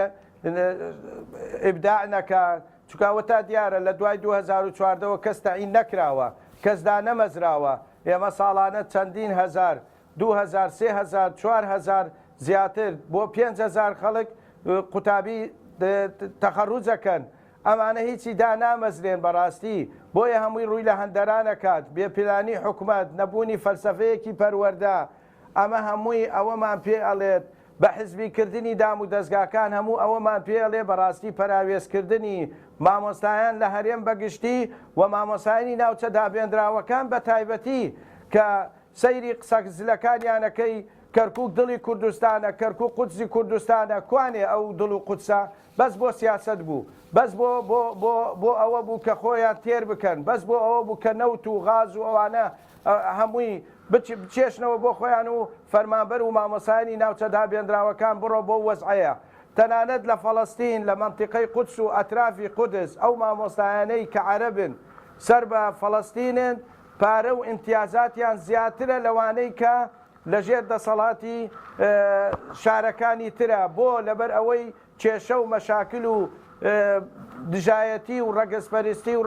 بەوانەیان زیاتر لەگەڵ ئەکرێت ئێمەوە تا لە ناوچە دابێنراوەکان کە دەسەڵاتی کوردی بوو ماوەیەک چی کرد بۆ ئەو خەڵکە کۆمەڵی خەڵک بە حزبی هەتاکو ئێستاش بە حزبیدا دەمەزرێت هەتاکو ئێستا ناوەندەکانی خوێندن ئەگەر مدیرە مەعاونە لە دوو حزبی دەسەڵاتە بۆ تاعینکردن بە ناوی ئەوەی حسەی کورد و حسەی کورد بڕواتان بێ هەردوو حزبی دەسەڵاتە حسەکان بۆ خۆی ئەبات و مامۆسایانی تریش و دەرچوانی کۆلیجەکانی تر بەگشتی هەمووی لەگەڵ ڕێزم عەرەبانەیان هەیە ئەوانەی کە دڵسۆزە و ئیش و کاسبی ئەکەن کە بە عەرەقی ناوچەوان بەڵام لێرە ئێستا وای لێ هاتۆ تەعین بوون بە پارەیە هیوا هەیە دەفتەری داوە بۆەوەی تەعین بێت لەسەر حیسابی کورد و لەسەر حیسابی قومیەت و لەسەر حیسابی ئەوەی کوردایەتی ئەفرۆشێ ئەمە بەڕاستی زوڵمێ گەورەیە دەبێت حکوومەتی هەرێم تایبەتمەندی بۆ ناوچە دابێنراوەکان بکات چونکە هەر ناوچە دابێنراوەکانە لە کاتی باسی شادجایەتی ئەو ڕژێمەیان کردووە و خۆیان سەپاندووە و تەنانەت لەسەر نەتەوە و لەسەر گۆڕینی قەومیەت ئەو خەڵکە تەعین نەبووە ئەو خەڵکە ئاوارە بووە ئێستا کە گەڕاوێتینەوە مادەی 140 خۆم پرسیارم لە مادەی 140 کردووە بە سەدان مامۆسامان مادەی 140 شمل کردووە و خاڵێ لە خاڵەکان ئەڵێ ئەگە فەرمانبەرە دەبێ بگەڕێتەوە سەر ناوەند هەتاکو ئێستا حکوومەتی هەرێم جێبەجێی ناکات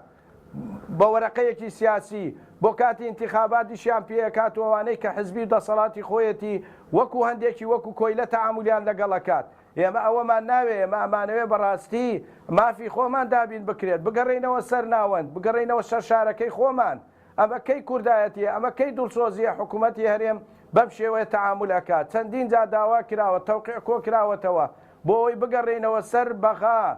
حەقێکی خۆمانە خەڵکی شارەکەین بەڵام بەداخەوە حکوومەتی هەرێم ئەرقەلەی تێکردووە ناهێلن لەبەرەوەی کۆمەڵێکە خۆیان تەعینیان کردووە چیان بێ بەرامبەریان نەکەن ئەمە زوڵمێکی گەورەیە لە مەسەلەی نیشتیمان پەروەری و نەتەوایەتی ئەکرێت ئیستا هەمووی کاڵ بۆتەوە بەڕاستی مامۆستا وەک دەبینین بەڕاستی ئەمە بۆتەوە لەمپەرێک بۆ بەرەو پێشچوونی پرۆسی پەروەردە لە زۆربەی ناوچەکانی هەرێم وەنەمانی شکۆ بۆ ناوەندە زانستی و پەروەردەیەکان کە بەداخەوە ئایا بەڕای ئێوە تا چەندێگەمە کاریگەری کردوتە سەر ئاستی زانستی خوێندکار و پرۆسی پەروەردە کە بە شێوەیەکی زۆر ناتەندروست لەم چەند ساڵی دوایی یا بەڕێوە دەچێت و بەردەوامیشە وەک سوکاتیکردن بە مامۆسایان و وەرنەگرتنی شایستە دارایەکانیان و ئێستش لەبەرزکردنەوە کە داوایەکی حەقی مامۆستایانە بەدەستی بهێنن طبعاً پرۆسەی پەروەردە و خوێندن ئێمە لە هەرێمی کوردستان ساڵ بە ساڵ بەرەو دواوە ئەڕوات و داتاکان پێمانەڵێت چونکە بەڕاستی کوشتنی مامۆستا و لێدانی مامۆستا لە بەرامبەر گەورەترین دەستگای حکوومەت کە پەرلەمانە بە شەق لە مامۆستا بدرێت ئەمە کوشتنی پرۆسەی پەروەردە و خوێندنە بەدەست ئەو دەسەڵاتە بەڕاستی مامۆسایانی هەرێمی کوردستان سەیری پرۆسە و پەروەردە بکە سەیری بینایەکانمان بکە ئێمە زیاتر لە نزیکەی 7000 قوتابخانە هەیە ئەم 7000 قوتابخانە بڕۆ دراسەیەکی وردی بکە لە 150 قوتابخانەکان پێویستی بە نۆشنکردنەوە هەیە قوتابخانەکان زۆربەی هی ساڵەکانی شەستەکانە لەسەر شکلی سزنە هیچ ستاندەرێکی جیهانی لە پێوە نابێ وەرە سەیری مختبەر بکات لە سەتا ئەتوانم بڵێم چلی قوتابخانەکان مختبەریان نییە تاقیگایان نییە کە بە تایبەتی بۆ ئەو قوتابخانە ئەو بەشی زانستیەکان بڕۆ سیر بکە وەرە سەیری دامەزراندنی مامۆستایان بکە قوتابخانەکان بکات مامۆستایان لە 2015دا نەمەزراون نزیکەی 30,000 وانە بێژەیە حکومە دەیەوێت بە وانە بێژ قوتابخانە بەڕێوە بباکە ئەمە بەڕاستی کارەساتە مامۆسای وانە بێژ هیچ خولێکی نەدیوە بە تایبەتی زۆربەی مامۆسایانی وانە بێژ کە ئێمە داکۆکییان لەکەین پسپۆری ئەدەنەوە بڕواتان بێ قەزای وا هەیە زۆربەی مامۆستایان لە 150 زیاتری مامۆستایان وانە بەوانە بێش پڕکراوەتەوە بڕۆ قەزای ئاکرێ بڕۆ بەردەڕەش بڕۆ ئەمانەی تر ئەترافی سلێمانی زۆربەی بە مامۆسایانی وانە بێش پڕکراوە ئەمە ئەومان پێڵێ کە حکوومەتی هەرێم بەڕاستی کەم تەرخەمە ئەوەنەی خەریکی نەوت و بردننی نەوتە خەریکی پرۆسەی پەروەردە و خوێندن نییە ینی مامۆسایان خولیان بۆ ناکرێتەوە مامۆسایان ژمارەی کەمە بڕۆ قوتابخانەکان قوتابخانەی وا هەیە پۆلی وا هەیە زیاتر لە 50 بۆ 60 قوتابیە لە ناوەندی شارەکانیشە ئەمە کارەساتە ئێمە چەندین جا ئەمەمان بە حکومەت وتووە وەرە بۆ مەسەلەی ئاوی قوتابخانەکان لە 150 قوتابخانە ئاوی نییە ئاویەکە بگونجێ بۆ خواردنەوە ئەمە بەڕاستی کارەساتە وەرە سەرپەرشتیار ئیشی سەرپەرشتیار 3 کەسی داناوە اختصاسیەکەی لاداوە ساڵی جارێک دێت 2-3 ڕۆژ لەسەر ئەو قوتابخانەیە چاودێری ئەکات و هەڵسەنگاندنێکی 2-3 ڕۆژ نەتیجەی گشتی دەرناکەوێت وەرە کارەساتی ئەوەی وازێنانی قوتابی لە قوتابخانەکان زیاتر بە هەزارەها قوتابی 40,000 قوتابی وازی لە قوتابخانە هێناوە ئەمە نابێ حکوومەت دراسی ئەمە بکات بۆچی وازیان هێناوە وەرە بڕینی موچەی مامۆستایان کەی مامۆستا وەزعی بەو شێوەیە بڕۆ لە دەوڵەتەکانی تر لە یابان مامۆستا زیاتر و بەرزترین موچەی فەرمانبەران لە یابان مامۆستایە کاتێ وەزیرەکان گلەیان لە ئەنجومەنی وەزیران کرد لە سەرۆک وەزیران کە بۆ موچەی مامۆستا لە ئێمە زیاترە وتی ئێوە لە سێر دەستی مامۆستا پەروەردە بوونە مامۆستا لەسەر دەستی ئێوە پەروەردە نەبووە بەڵام بەداخەوە ئەوەی کە حیسابی بۆ ناکرێت لە هەرێمی کوردستان شکاندنی شکۆی مامۆستایە لێدانی مامۆستایە لێدانی مامۆستا بە بڕینی موچەیەتی خۆهرەوە نییە شکۆی مامۆستا لێ بدرێت و کاوەی ئەیبینین لەبەر چاومان ئەکوژرێت لێ ئەدرێت ئیهانە ئەکرێت تەهدید دەکرێت دادگاکان بەڕاستی زۆر کەم تەرخەمن بە بەڕێوەبردننی کەیسەکان ئەمانەی بەرامبەر مامۆستاکرێ ئەی بڕینی موچە لێدانی شکۆی مامۆستا نییە کە پاشەکەوتی زۆرە مولێ لەسەر مامۆستا کراوە کارەساتە پرۆسەی پەروەردە وەرە پەروەردەی ئیسلامی کە ئەوەی کە زوڵمی لێ ئەکرێت و کە کەم تەرخەمن بەرامبەریان و لێ ئەبڕێت لە پەروەردەی ئیسلامیە یاسایەکەوە تا لە پەرلەمانە یاسای پرۆژە یاسایی وەزارەی پەروەردە 197 مادەیە لە هیچی باسی پەروەردەی ئیسلامی ناکات کە ئەمە زوڵمە بەڵام باسی هونەرەکە باسی وەرزش ئەکات باسی مۆسیقا ئەکات کە کاتێ پێیان ئەڵێن شەرمیان بە خۆیانە شانازی بە ئاینی ئیسلامەوە بکەن کە ئاینی ئیسلامە ئەم خەڵکەی ڕاگرتووە تو خەڵکی دوور خستۆتەوە لە تونند و تیژی لە هەموو دیاردەنامۆکانە بەڵام ئێستا سەیرەکەی دیاردەنامۆ سەری هەڵداوەتەوە قوتابی مامۆستا شەهیدەکە ئەفسەرە ئاساییشە مامۆستا ئەداتە بەرشەق ئەمە کەی پەروەردەیە ئەم پەروەردەیان لێ کردوتەوە و جیایان کردوتەوە و دووریان خستۆتەوە بۆیە بەڕاستی گەڕانەوە بۆ پەروەردەیەکی ڕەسەن فەلسەفەی پەروەردە چاوخشاندنێک بە ژیانی مامۆستا ئەو کاتە ئەتوانین بربڕی پشتی پێشکەوتنی هەموو وڵاتێکە بەڵێ زۆر سپاس بۆ بەڕێز مامۆستا ئەحمەد کەرکووکی هەندامی کارگێڕی با بڵێن ئەنجومەنی مامۆستایانی پێشەنگ کە لە کارگێڕی سکرتاریەتی ئەنجومەنی مامۆستایانی پێشەنگ لە شاری کەرکووک لە ستۆدیۆکانمان لەگەڵ مام بۆ مێری چارەسەرکردنی کێشە و گرفتەکان سپاس بۆ دەرفەتەی بەیان دۆشینەوە. بەڵێ عزیزان بەم شێوازە هاتینە کۆتایی بەرنامەی ئەمڕۆمان سبێنێ هاوکارانمان لەگەڵتانە دەبن هیوادارین سەرجەم ڕگە بابەتەکان بەدڵی ئێوە ببێت و توانیبێتتان سوود لە بابەتەکانی ئەمڕۆمان ببینە هەر شاد و ئاسوود دەبن خواتان لەگەڵ.